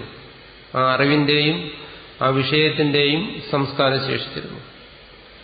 വീണ്ടും ഒരു നിമിത്തം, ബാഹ്യമായ ഒരു നിമിത്തം ഉണ്ടായപ്പോൾ ആ സംസ്കാരം പ്രബുദ്ധമായി, എന്നുവെച്ചാൽ ഉണർന്ന് ആ വിഷയത്തെ നമ്മുടെ മനസ്സിലേക്ക് കൊണ്ടുവരാൻ പറ്റത്തില്ല. പക്ഷെ അതിന് സമാന സ്വരൂപമുള്ള ഒരു വിഷയത്തെ നമ്മുടെ മനസ്സിലേക്ക് കൊണ്ടുവന്നു. എന്താണ്? രജത സ്മൃതി. ആ രജതത്തെക്കുറിച്ചുള്ള സ്മരണ. ആ രജതം ഇവിടെ ഇല്ലല്ലോ. അതുകൊണ്ട് അതുപോലെ ഒരു രജതം നമ്മുടെ ഉള്ളിലേക്ക് കടന്നു വന്നു. അതിന് നമുക്ക് അതെങ്ങനെ വരുന്നു, എങ്ങനെയുള്ള രജതമാണ്? അതിനെ നമുക്കൊരു അനിർവചനീയ രജതമെന്ന് പറയാം. വാസ്തവത്തിലുള്ള രജതമല്ല. രജതം എന്ന് വെച്ചാൽ വെള്ളി അതല്ല. മറ്റേതോ ഒരു വെള്ളി നമ്മുടെ ഉള്ളിലേക്ക് കടന്നു വന്നു. അതിനെക്കുറിച്ചുള്ള ഒരു ബോധവും നമ്മുടെ ഉള്ളിൽ വന്നു. അപ്പോൾ ഇവിടെ രണ്ട് വസ്തുക്കൾ നമ്മുടെ ഉള്ളിലേക്ക് കടന്നു വരുന്നു. എന്തൊക്കെയാണ്? ഇത് രജതം. ഇതെവിടെ വന്നു? നമ്മുടെ ഉള്ളിൽ വന്നു. ഇത് എന്നുള്ള വസ്തു ബാഹ്യമായി ഒന്നിനെയാണ് നമ്മൾ ചൂണ്ടിക്കാണിക്കുന്നതെങ്കിലും അത് നമ്മുടെ ഉള്ളിൽ സ്ഫുരിക്കുകയാണ് ആ വസ്തു. അപ്പം നമ്മുടെ അന്ധകരണത്തിലേക്ക് രണ്ട് വസ്തുക്കൾ കടന്നു വന്നു. ഇത് രജതം, ആ രജതത്തെക്കുറിച്ചുള്ള അറിവ്, ഇതിനെക്കുറിച്ചുള്ള അറിവ്, ഇതെല്ലാം നമ്മുടെ ഉള്ളിലേക്ക് കടന്നു വന്നു. ഇങ്ങനെ പരസ്പര വിരുദ്ധങ്ങളായിരിക്കുന്ന, അതായത് സത്യവും മിഥ്യയുമായിരിക്കുന്ന രണ്ട് വസ്തുക്കൾ നമ്മുടെ അന്ധകരണത്തിൽ സമാവേശിക്കുന്നതിനെയാണ് മിഥുനീകരണം എന്ന് പറയുന്നത്. ഇതാണ് ഇവിടുത്തെ മിഥുനീകരണം. അതാണ് ഭ്രമത്തിൽ ആദ്യം സംഭവിക്കുന്നത്. ഇത് എന്ന് പറയുന്നത് സത്യമാണ്, വ്യാവഹാരികമായ ഒരു സത്യം, അതായത് ഭാഗികമായ ഒരു സത്യം. തൽക്കാലം അതൊരു സത്യമാണല്ലോ. പക്ഷേ വെള്ളിയാണെങ്കിലോ അത് പൂർണ്ണമായും മിഥ്യ. അങ്ങനെ ഒരു വെള്ളിയേ ഇവിടെ ഇല്ല. ഇവിടെയുള്ളത് ചിപ്പിയാണ്. ചിപ്പി മാറിപ്പോയി. ചിപ്പി എന്ന് പറയുന്ന ഒരു വിഷയം നമ്മുടെ മുമ്പിലില്ല. നമ്മുടെ മുമ്പിലുള്ളത് വെള്ളി. നമ്മുടെ മുമ്പിൽ കാണുന്ന ഇതും വെള്ളിയും, ഇത് രണ്ടും നമ്മുടെ അന്ധകരണത്തിലേക്ക് കടന്നു വന്നു. അപ്പോൾ ഒരു സ്ഥാനത്ത് സത്യമായും മിഥ്യയുമായുമുള്ള രണ്ട് പദാർത്ഥങ്ങൾ ഒരുമിക്കുന്നു, കൂടിച്ചേരുന്നു. ഇതിനെയാണ് മിഥുനീകരണം പറയുന്നത്. അപ്പം നമുക്ക് ഭ്രമം ഉണ്ടാകുന്നതിന് ആദ്യം സംഭവിക്കുന്നത് ഈ മിഥുനീകരണമാണ്. അപ്പോൾ ഈ ഉദാഹരണത്തിലൂടെ മനസ്സിലാക്കും. ഇതുപോലെ ആത്മ അനാത്മാക്കളുടെ മിഥുനീകരണവും നമ്മുടെ ഉള്ളിൽ സംഭവിക്കുന്നു. അത് മനസ്സിലാക്കണമെങ്കിൽ ഞാൻ മുമ്പ് പറഞ്ഞതുപോലെ സുഷുപ്തിയിൽ നിന്നും ജാഗ്രതത്തിലേക്ക് വരുന്ന ആ അവസരം ചിന്തിച്ചാൽ അപ്പോൾ മനസ്സിലാകും. അവിടെ എന്ത് ചെയ്യുന്നു? മിഥുനീകരണം സംഭവിക്കുന്നു. സത്യവും അസത്യവും തമ്മിലുള്ള മിഥുനീകരണം. അവിടെ സത്യമായിരിക്കുന്നത് ബോധം. നമ്മുടെ ഉള്ളിലേക്ക് ഉണർന്നു വരുമ്പോൾ ആദ്യം സ്ഫുരിക്കുന്ന ബോധമാണ് സത്യം. ആ സത്യത്തിൽ വരുന്ന അസത്യത്തിന്റെ സ്ഫുരണമാണ് അതിൽ വരുന്ന ഞാൻ എന്നുള്ള ആ ബോധത്തിന്റെ സ്വരൂപം. ഞാൻ, ബോധം എന്ന് പറയുന്നത് അതിന് പ്രത്യേകിച്ച് സ്വരൂപങ്ങളൊന്നല്ല. അതിലോരോ സ്വരൂപങ്ങൾ മാറി മാറി വരുന്നു. അത് ഞാൻ എന്ന് വരുന്ന ആ സ്ഫുരണം, ഞാൻ എന്ന് പറയുന്ന ആകാരം, വേദാന്തത്തിന്റെ ഭാഷയിൽ പറഞ്ഞ അതാണ് അസത്യത്തിന്റെ മിഥുനീകരണം അവിടെ സംഭവിക്കുന്നു. അതായത് ബോധവും അസത്യവും തമ്മിൽ മിഥുനീഭവിക്കുന്നതാണ് ഞാൻ എന്ന് പറയുന്ന അനുഭവം. അതിന് പലതരത്തിലുള്ള അനുഭവങ്ങൾ ഉണ്ടാകും. നിമിഷം പ്രതി ഓരോ അനുഭവങ്ങൾ ഉണ്ടായിക്കൊണ്ടിരിക്കുന്നു. അതിൽ ആ അനുഭവം ഓരോ ആകാരത്തിലായിരിക്കും. അപ്പം നമുക്ക് പുസ്തകം ഒരറിവാണ്. അപ്പം അവിടെ അറിവും പുസ്തകം എന്ന് പറയുന്നത് അതിന്റെ ആകാരമാണ്, അതിന്റെ രൂപമാണ്. നമ്മുടെ ബോധത്തിൽ സ്ഫുരിക്കുന്ന ഒരു രൂപമാണ്, അറിവിന്റെ ഒരു രൂപമാണ് പുസ്തകം എന്ന് പറയുന്നത്. അതുപോലെ ഞാനെന്ന് പറയുമ്പോൾ ഞാനെന്ന് പറയുന്ന ഒരു രൂപം ബോധത്തോട് ചേർന്നിരിക്കുന്നു. ഇവിടെ സത്യവും അനർത്ഥവും തമ്മിൽ മിഥുനീകരണം സംഭവിക്കുന്നു എന്നാണ്. ഈ മിഥുനീകരണം സംഭവിക്കുന്നത് അതിസൂക്ഷ്മമായിട്ടാണ്.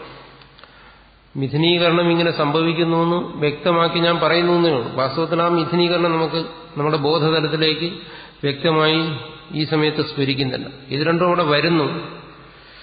വന്നു കഴിഞ്ഞ് ഇവിടെ അധ്യാസത്തിന്റെ സൂക്ഷ്മരൂപമാണ് പറയുന്നത്. അധ്യാസം ഇവിടെ പ്രകടമാകുന്നില്ല.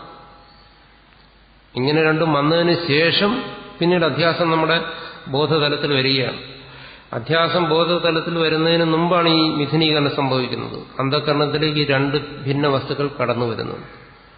രജതസ്മൃതിയും ഇതം ബോധവും. ഇതം ഇത് എന്ന് പറയുന്നതിന് സംസ്കൃതത്തിൽ ഇതം എന്ന് പറയുന്നു. ഇതം ഇത് എന്ന് മലയാളത്തിൽ പറയുന്നു. അതിനെക്കുറിച്ചുള്ള ബോധവും വരുന്നു. അതിനാണ് ഇവിടെ പറഞ്ഞിരിക്കുന്നത് എന്താണ്? സത്യാനുദയം മിഥുനീകൃത്യ. ഇവിടെ ഇത് എന്ന് പറയുന്നത് വ്യാവഹാരികമായൊരു സത്യം എന്ന് വെച്ചാൽ ഒരു താത്കാലികമായിട്ടുള്ള ഒരു സത്യം. ഇത് പരമാർത്ഥമല്ല. അതിനെ അപേക്ഷിച്ച് നമ്മുടെ ഉള്ളിൽ കാണുന്ന ആ രജതം അത് മിഥ്യ. ഈ സത്യവും അനർത്ഥവും ഇത് രണ്ടും മിഥുനീകൃത്യ. ഇവിടെ അനർത്ഥം എന്ന് പറഞ്ഞു കഴിഞ്ഞാൽ ഇല്ലാത്തതെന്നുള്ള അർത്ഥമല്ല, അനിർവചനീയം എന്നുള്ള അർത്ഥമാണ്. മിഥ്യ എന്നിവിടെ പറഞ്ഞു കഴിഞ്ഞാൽ നേരത്തെ പറഞ്ഞ അർത്ഥമല്ല. സത്യവും അനർത്ഥവും മിഥുനീകൃത്യ, മിഥുനീകരിച്ചിട്ട് എന്നർത്ഥം. ഇത് മിഥുനീകൃത്യ, മിഥുനീകരിച്ചിട്ട് ഇനി മറ്റെന്തോ സംഭവിക്കാൻ പോകുന്നു എന്നാണ്. രണ്ട് പ്രവൃത്തികൾ സംഭവിക്കുമ്പോൾ ആദ്യത്തെ പ്രവൃത്തിയെ കാണിക്കുന്നതിന് വേണ്ടിയിട്ടാണ് ത്വാപ്രത്യയം ഉപയോഗിക്കുന്നത്. ഇവിടെ പറഞ്ഞത് കൃത്യ, ഇത് ത്വാപ്രത്യാന്തമാണ്. ഇതിന് ലബന്ധം എന്ന് പറയും സംസ്കൃതത്തിൽ. അതായത് ആ ത്വാക്ക് ലപ്പ് ആദേശം വരുന്നതാണ്. പറയുന്നത് ഭുക്ത്വാ വ്രജതി, ഭക്ഷണം കഴിച്ചിട്ട് സഞ്ചരിക്കുന്നു. ഭുക്ത്വാ വ്രജതി, പീത്വാ വ്രജതി, നമസ്കൃത്യ ഗച്ഛതി, നമസ്കരിച്ചിട്ട് പോകുന്നു. ഇവിടെയെല്ലാം എന്ത് ചെയ്യുന്നു? രണ്ട് ക്രിയകളെ കാണിക്കുകയാണ്. ഒരു പ്രവൃത്തി നടന്നിട്ട് അടുത്ത പ്രവൃത്തി നടക്കുന്നു എന്ന് കാണിക്കാൻ വേണ്ടി ആദ്യത്തെ പ്രവൃത്തിയെ കുറിക്കുന്ന ആ ശബ്ദത്തിൽ ഇതുപോലെ ത്വ, ലപ്പ് തുടങ്ങിയ പ്രത്യയങ്ങൾ ഉപയോഗിക്കും. ഇവിടെ മിഥുനീകരണം നടന്നിട്ട് എന്നർത്ഥം വരുന്നത് അതുകൊണ്ടാണ്. ഇനി മറ്റെന്തോ സംഭവിക്കാൻ പോകുന്നു. എന്താണ് സംഭവിക്കുന്നത്? അതിന്റെ കാരണത്തെ കാണിക്കാൻ വേണ്ടിയിട്ടാണ് ഈ മിഥുനീകരണം കാരണമാണെന്ന് കാണിക്കാൻ വേണ്ടിയിട്ടാണ് ഇവിടെ മിഥുനീകൃത്യ എന്ന് ലബന്ധം ഇവിടെ ഉപയോഗിച്ചിരിക്കുന്നത്, അല്ലെങ്കിൽ ത്വാന്തം ഉപയോഗിച്ചിരിക്കുന്നത്. രണ്ടും ഒന്ന് തന്നെ. അതിലെ വ്യാകരണ നിയമങ്ങളനുസരിച്ച് മാറുന്നു എന്നേ ഉള്ളൂ. അപ്പൊ മിഥുനീകരണം സംഭവിച്ചിട്ട് എന്ത് സംഭവിക്കുന്നു? ഇതരേതര അവിവേകേന. അടുത്ത് സംഭവിക്കുന്നത് ഇതരേതര അവിവേകമാണ്. ആ വിവേകമില്ലായ്മ, തിരിച്ചറിവില്ലായ്മ, ഇതരേതര അവിവേകം, പരസ്പരമായ വിവേകമില്ലാതെ വരുന്നു, പരസ്പര വിവേകമില്ലാതെ വരുന്നു. അതെവിടെ സംഭവിക്കുന്നു? അതും നമ്മുടെ അന്ധകരണത്തിൽ തന്നെ സംഭവിക്കുന്നു.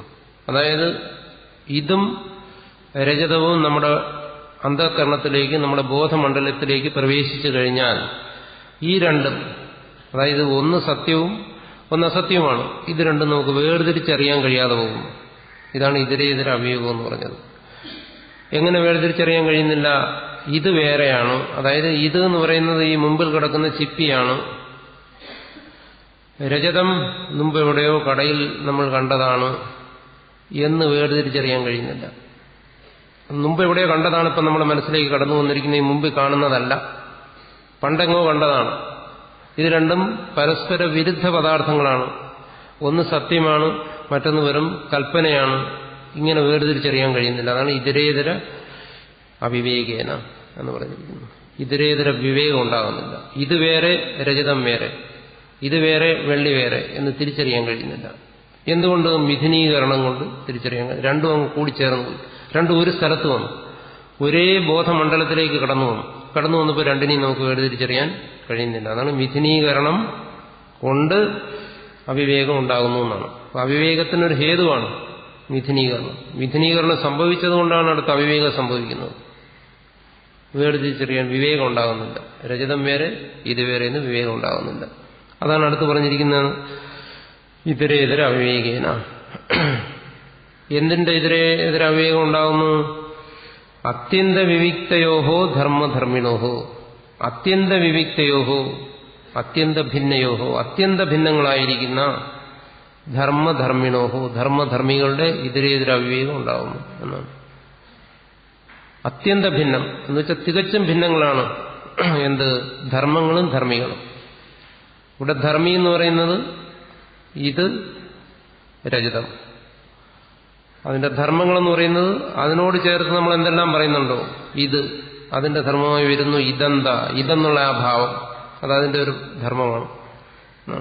അതായത് ഇവിടെ അഹം, ഇത് രണ്ട് വസ്തുക്കളാണ്. അഹം അതിന്റെ ഭാവം, അതിനെ അഹന്ത എന്ന് പറയുന്നു.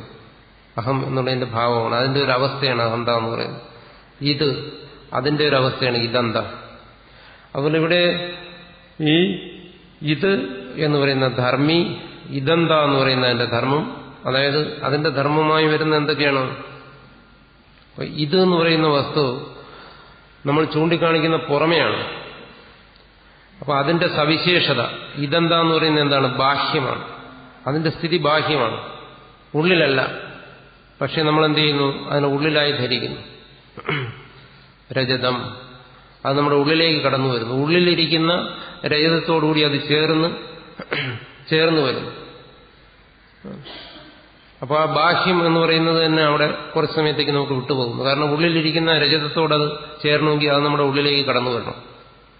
അപ്പോൾ ഇതിന്റെ ധർമ്മങ്ങളെല്ലാം അവിടെ വിട്ടുപോകുന്നു. ബാഹ്യം എന്ന് പറയുന്നതെല്ലാം വിസ്മരിക്കുന്നു. പുറമേ തന്നെ ആ ഇതിരിക്കുകയാണെങ്കിൽ ഉള്ളിൽ നമുക്ക് രജതത്തോട് അതിനെ ചേർക്കാൻ ഒക്കത്തില്ല. നമ്മളെന്ത് ചെയ്യുന്നു? ഉള്ളിലിരിക്കുന്ന രജതം എന്തായാലും പുറമേയില്ല, ഉള്ളിലിരിക്കുന്ന ആ രജതത്തോട് പുറമേയുള്ള ഇതിനെ കൂട്ടിച്ചേർക്കുന്നു. അപ്പോൾ അതിൻ്റെതായ ആ ഇതെന്ത നഷ്ടപ്പെടുന്നു. ആ ധർമ്മം ഇത് എന്നുള്ളതും അതിന്റെ ധർമ്മം എന്ന് പറയുന്ന ആ ബാഹ്യം പുറമേ ഇരിക്കുന്നു എന്നുള്ള അവസ്ഥയും എല്ലാം എന്ത് ചെയ്യുന്നു? ഉള്ളിലിരിക്കുന്ന ആ രജതത്തോട് ചേരുന്നു. ഇത് രണ്ടും വേറെ വേറെയാണ്. രജതം ഉള്ളിലാണ്, ഇത് പുറമെയാണ് എന്നുള്ള ഭേദം നഷ്ടപ്പെടുന്നു. ആ ബോധം നമുക്ക് നഷ്ടപ്പെടുന്നു, അവിവേകം സംഭവിക്കുന്നു. അതുകൊണ്ട് എന്ത് സംഭവിക്കുന്നു? ഇതരേതര അവിവേകം അത്യന്ത വിയുക്തയോഹോ ധർമ്മധർമ്മിണോഹോ, അത്യന്ത ഭിന്നങ്ങളായിരിക്കുന്ന ധർമ്മികൾ, ഇതും രേതവും. ധർമ്മികളുടെയും അതുപോലെ അത്യന്ത ഭിന്നമാണ് അതിന്റെ ധർമ്മങ്ങളും. ഉള്ളിൽ ഇരിക്കുന്ന ആ രജതത്തിന്റെ വെള്ളിയുടെ സ്വഭാവമാണ് ആ തിളക്കം എല്ലാം. അത് നമ്മൾ പുറമേ ആരോപിക്കുന്നു. അല്ല ഇതിൻ്റേതാണ്. പുറമേ കാണുന്ന ആ വസ്തുവിൽ നമ്മൾ ബാഹ്യമായി കാണുന്ന തിളക്കങ്ങൾ അതെല്ലാം വെള്ളിയുടേതാണെന്ന് ആരോപിക്കുന്നു. ഇതാണ് ധർമ്മങ്ങളെ പരസ്പരം കൂട്ടിച്ചേർക്കുന്നു. രണ്ട് ധർമ്മികളെയും നമ്മൾ കൂട്ടിച്ചേർത്തിട്ട് ഇത് രജതം എന്ന് നമ്മുടെ ഉള്ളിൽ, അവിടെ രജതം പുറമേയില്ല, നമ്മുടെ ഉള്ളിലാണത് നമ്മൾ കാണുന്ന വെള്ളി. രണ്ട് ധർമ്മികളെ കൂട്ടിച്ചേർത്തിട്ട്, അതായത് രജതത്തെയും വെള്ളിയും കൂട്ടിച്ചേർത്തിട്ട് രണ്ടിനെയും വേർതിരിച്ചറിയാതെ ഇത് രജതം എന്ന് നമ്മുടെ ഉള്ളിൽ ധരിക്കുന്നു. അതുപോലെ ആ രജതത്തിന്റെ ധർമ്മങ്ങൾ എന്തൊക്കെയുണ്ടോ അതെല്ലാം ഇതിലേക്ക് ആരോപിക്കുന്നു. ഇതിന്റെ ധർമ്മങ്ങൾ എന്തൊക്കെയുണ്ടോ അതെല്ലാം രജതത്തിലേക്ക് ആരോപിച്ചിട്ടു ഇത് തിളങ്ങുന്നതാണ്, ഇത് വിലയുള്ളതാണ് എന്നൊക്കെയുള്ള സങ്കല്പങ്ങൾ നമ്മുടെ ഉള്ളിൽ കൊണ്ടുവരുന്നു. അപ്പോൾ അവിടെ രണ്ട് ധർമ്മികളും രണ്ട് ധർമ്മങ്ങളും കൂടിച്ചേരുന്നു, വേർതിരിച്ചറിയാൻ വയ്യാത്ത രീതി. അതെങ്ങനെയുള്ളത്? രണ്ടും അത്യന്ത വിയുക്തയോഹോ, ചിപ്പിയുടെ ധർമ്മങ്ങളല്ല, സ്വഭാവമല്ല, സവിശേഷതയല്ല വെള്ളിക്കുള്ളത്. അതാണ് അത്യന്ത വിവിക്തം എന്ന് പറഞ്ഞത്. അപ്പോൾ അത്യന്ത ഭിന്നങ്ങളായിരിക്കുന്ന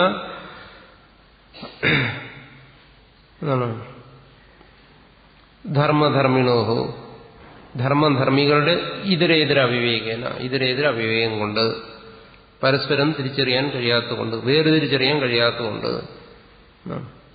എന്ത് സംഭവിക്കുന്നു? ഇത് വേർതിരിച്ചറിയാൻ കഴിയാത്തതുകൊണ്ട്, അതായത് മിഥുനീകരണം സംഭവിക്കുന്നു. മിഥുനീകരണം സംഭവിക്കുമ്പോൾ ഇത് രണ്ടും രണ്ട് പദാർത്ഥങ്ങളാണെന്നുള്ള തിരിച്ചറിവ് നഷ്ടപ്പെടുന്നു. ഇത് വേറെ വെള്ളി വേറെ എന്നുള്ള തിരിച്ചറിവ് നമുക്ക് നഷ്ടപ്പെടുന്നു, അവിവേകം സംഭവിക്കുന്നു.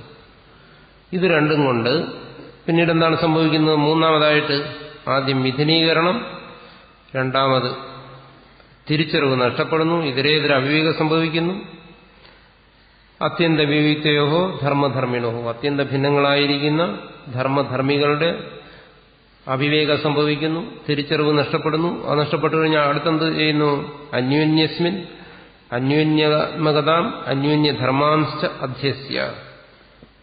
അധ്യാസത്തിന് ഹേതു ഇതരേതര അവിവേകേന തൃതീയ വിഭക്തിയാണ്. ഹേതുവിനെ കാണിക്കുന്നതാണ് തൃതീയ. എന്തിന് ഹേതു? അധ്യാസത്തിന് ഹേതു. അപ്പോൾ മിഥുനീകരണം അവിവേകത്തിന് ഹേതുവായി, അവിവേകം അധ്യാസത്തിന് ഹേതുവായി. അന്യോന്യസ്മിൻ അന്യോന്യാത്മകതാം അന്യോന്യ ധർമാംശ അധ്യസ്യ. അന്യോന്യസ്മിൻ പരസ്പരം രണ്ടിലും, എന്നുവെച്ചാൽ ഇവിടെ ഇതിലും രജതത്തിലും, ഉള്ളിൽ വരുന്ന രജതത്തിലും അന്യോന്യാത്മകതാം താതാത്മ്യം, അന്യോന്യാത്മകത താതാത്മ്യം, ഇതും രജതവും ഒന്നാകുന്നു. അന്യോന്യധർമാംശ, രണ്ടിന്റെയും ധർമ്മങ്ങളും ഇതിന്റെയും രജതത്തിന്റെയും ധർമ്മങ്ങളും അധ്യസിച്ചിട്ട് പരസ്പരം താതാത്മ്യത്തെ ആരോപിച്ചിട്ട് എന്നർത്ഥം. അധ്യസ്യ ആരോപിച്ചിട്ട് എന്നർത്ഥം. രണ്ടിനെയും പരസ്പരം ഒന്നാക്കിയിട്ട്. എങ്ങനെ ഒന്നാക്കുന്നു? ഇത് വെള്ളിയാണ്, അതാണ് നമ്മൾ ഒന്നാക്കുന്നത്. ഇത് പുറമേ കാണുന്നതാണ്, നമ്മുടെ ഉള്ളിൽ കടന്നു വന്നതാണ് വെള്ളി. ഈ ബോധമെല്ലാം പോയിട്ട് എന്ത് ചെയ്യുന്നു? അന്യോന്യസ്മിൻ അന്യോന്യാത്മകതാം അന്യോന്യധർമാംശ അധ്യസ്യ, പരസ്പരം ആ രണ്ട് വസ്തുക്കളെയും, ഇത് എന്നുള്ളതിനെയും രജതത്തെയും അവയുടെ ധർമ്മങ്ങളെയും അധ്യസ്യ ആരോപിച്ചിട്ട്. എവിടെ? ഉള്ളിൽ ആരോപിക്കുന്നു, നമ്മുടെ ബോധമണ്ഡലത്തിൽ ആരോപിച്ചിട്ട്. അപ്പോൾ അധ്യാസം സംഭവിക്കുന്നു.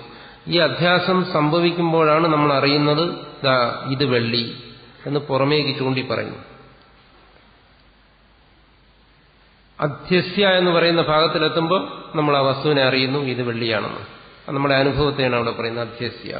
അപ്പം മിഥുനീകരണം ബോധമണ്ഡലത്തിൽ സംഭവിച്ചു, ഇതരേതര അവിവേകം അവിടെ തുടർന്ന് സംഭവിച്ചു. ഇതെല്ലാം വളരെ സൂക്ഷ്മമായ നിമിഷങ്ങളിൽ സംഭവിക്കുകയാണ്. ഉടൻ തന്നെ അവിടെ എന്ത് ചെയ്യുന്നു? അധ്യാസം, ആരോപം സംഭവിക്കുന്നു. സംഭവിച്ചിട്ട് എന്ത് ചെയ്യുന്നു? മിഥ്യാജ്ഞാന നിമിത്ത, മിഥ്യാജ്ഞാനം ഭ്രമം. അപ്പോൾ ഭ്രമം സംഭവിച്ചു കഴിഞ്ഞു. ഈ ഭ്രമം നിമിത്തമായി എന്നാണ്. മിഥ്യാജ്ഞാനം എന്ന് വെച്ചാൽ ഭ്രമം. ഭ്രമം, ഇതിനാണ് ഭ്രമം എന്ന് പറയുന്നത്. ഈ ഭ്രമം നിമിത്തമായിട്ട് എന്തു പറയുന്നു? ഇത് ഉദാഹരണത്തിൽ പറഞ്ഞതാണ്. തന്നിലേക്ക് വരുമ്പോൾ അത് വിശദീകരിച്ച് പറയാം. തന്നിൽ ഈ ഭ്രമം സംഭവിക്കുമ്പോൾ, എപ്പോൾ ഈ ഭ്രമം സംഭവിക്കുന്നു മനസ്സിലാകാം? ഉണർവിലേക്ക് വരുന്ന ആ സമയം, ഉറക്കത്തിൽ നിന്ന്. ഈ ഭ്രമം സംഭവിച്ചിട്ട് നമ്മൾ അവിടെ എന്ത് പറയുന്നു? അഹമിതം, ഇതാ ഇത് വെള്ളിയാണെന്ന് പറയുന്നത് പോലെ ഞാൻ പറയുന്നു ഇതാ ഞാൻ, ഈ ഞാൻ എന്ന് പറയുന്നു. മമയിതം, ഇതാ ഇത് എന്റേതാണ്, ഈ ശരീരം എന്റേതാണ്, ഈ കിടക്ക എന്റേതാണ്, ഈ വീട് എന്റേതാണ്. ഇങ്ങനെ ഇതി എന്നിങ്ങനെയുള്ള നൈസർഗികോ സ്വാഭാവികമായിട്ടുള്ള അയം ലോകവ്യവഹാര, ഈ ലോകവ്യവഹാരങ്ങളെല്ലാം സംഭവിച്ചുകൊണ്ടേയിരിക്കുന്നു എന്നാണ്. ലോകവ്യവഹാരം എന്ന് പറയുമ്പോൾ നമ്മുടെ ചിന്ത, നമ്മുടെ വാക്ക്, നമ്മുടെ പ്രവൃത്തി, അതിന് ലോകവ്യവഹാരങ്ങളെല്ലാം തീർന്നു. നൈസർഗികം എന്ന് പറയുന്നത് സ്വാഭാവികം. സ്വാഭാവികം എന്ന് പറഞ്ഞാൽ അതിന്റെ അർത്ഥം അനാദി. അനാദിയായിട്ടുള്ള ലോകവ്യവഹാരം, ചിന്ത, വാക്ക്, പ്രവൃത്തി സംഭവിച്ചുകൊണ്ടേയിരിക്കുന്നു എന്നാണ്. നമ്മൾ മനുഷ്യൻ എന്നുള്ള നിലയ്ക്ക് ചിന്തിക്കുന്നതിനും സംസാരിക്കുന്നതിനും പ്രവർത്തിക്കുന്നതിനും എല്ലാമുള്ള കാരണം ഈ പറയുന്ന അധ്യാസം എന്നാണ് അദ്വൈതിയുടെ അഭിപ്രായം.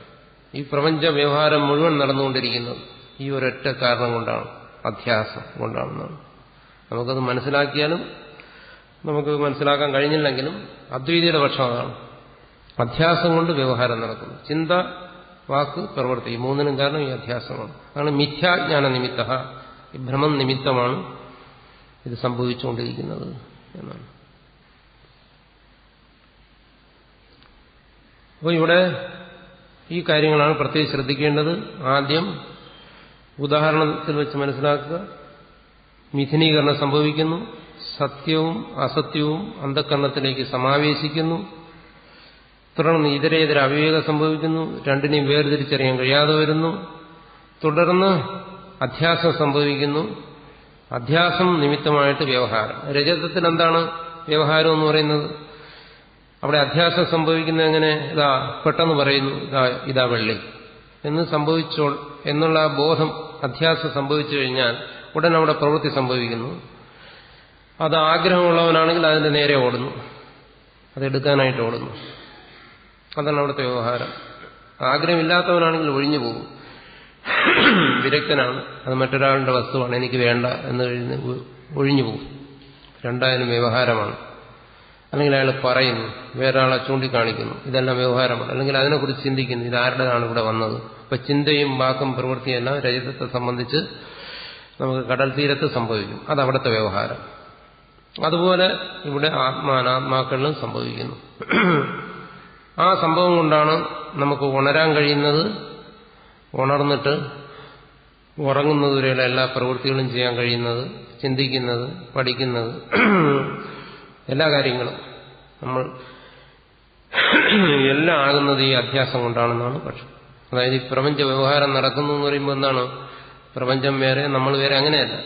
നമ്മൾ ഉണർന്നതിന് ശേഷം നമ്മൾ ചിന്തിക്കുന്നു, ഞാൻ ഇന്നാരാണ്, ഞാൻ സാധകനാണ്, ഞാൻ ബ്രഹ്മചാരിയാണ്, സന്യാസിയാണ്, ഞാൻ ഗുരുവാണ്, ഞാൻ ശിഷ്യനാണ് എന്ന് തുടങ്ങി നമ്മുടെ ജീവിതത്തിലെ ദൈനംദിന വ്യവഹാരങ്ങളെല്ലാം, ഞാൻ ഇന്നടത്ത് ജനിച്ചു, ഞാൻ ഇന്നതൊക്കെ ചെയ്തു, ഞാനിപ്പോൾ ഇന്നത് ചെയ്തുകൊണ്ടിരിക്കുന്നു, ഇനി ഞാൻ മരിക്കും, എനിക്കല്ലെങ്കിൽ മോക്ഷം കിട്ടും, അല്ലെങ്കിൽ ഞാൻ ബന്ധനസ്ഥനാണ്, ഇങ്ങനെ എന്തെല്ലാം ചിന്തകളും വാക്കുകളും പ്രവൃത്തികളും നമ്മുടെ ഉള്ളിൽ കടന്നു ഈ ഉണർവ്, ജാഗ്രതയും സ്വപ്നവും ഇങ്ങനെ നിരന്തരം മാറി മാറി നമ്മുടെ ജീവിതത്തിൽ സംഭവിച്ചുകൊണ്ടിരിക്കുന്നു. ജീവിതം എന്ന് പറയുന്നതാണ് ജാഗ്രത, സ്വപ്നവും സുഷുപ്തി. ഇത് മൂന്നുമാണ് ജീവിതം എന്ന് പറയുന്നത്. ഇത് ഇങ്ങനെ ആവർത്തിച്ച് ഇങ്ങനെ നമ്മുടെ ഈ സംഭവിച്ചുകൊണ്ടിരിക്കുന്നത് മുഴുവൻ ഈ പറയുന്ന അധ്യാസം കൊണ്ടാണ് എന്നാണ് പറയുന്നത്. ആ അധ്യാസം പ്രകടമാകുന്നത് നമ്മുടെ ഉണർവോടുകൂടി പ്രകടമാകുന്നു. അത് ഉറങ്ങുന്നത് വരെ കാണും. ആ അധ്യാസം ഇങ്ങനെ തുടർന്നുകൊണ്ടേ ഇരിക്കുന്നു എന്നാണ്. ഇതിൽ കുറച്ചുകൂടി കാര്യങ്ങൾ വ്യക്തമായി മനസ്സിലാക്കാനുണ്ട്. ശാസ്ത്രത്തെ സംബന്ധിച്ചിടത്തോളം രണ്ട് താല്പര്യമാണ് പറയുന്നത്. ഒന്ന് സ്ഥൂലമായ അതിന്റെ അർത്ഥം, മറ്റൊന്ന് സൂക്ഷ്മമായിട്ടുള്ള അർത്ഥം.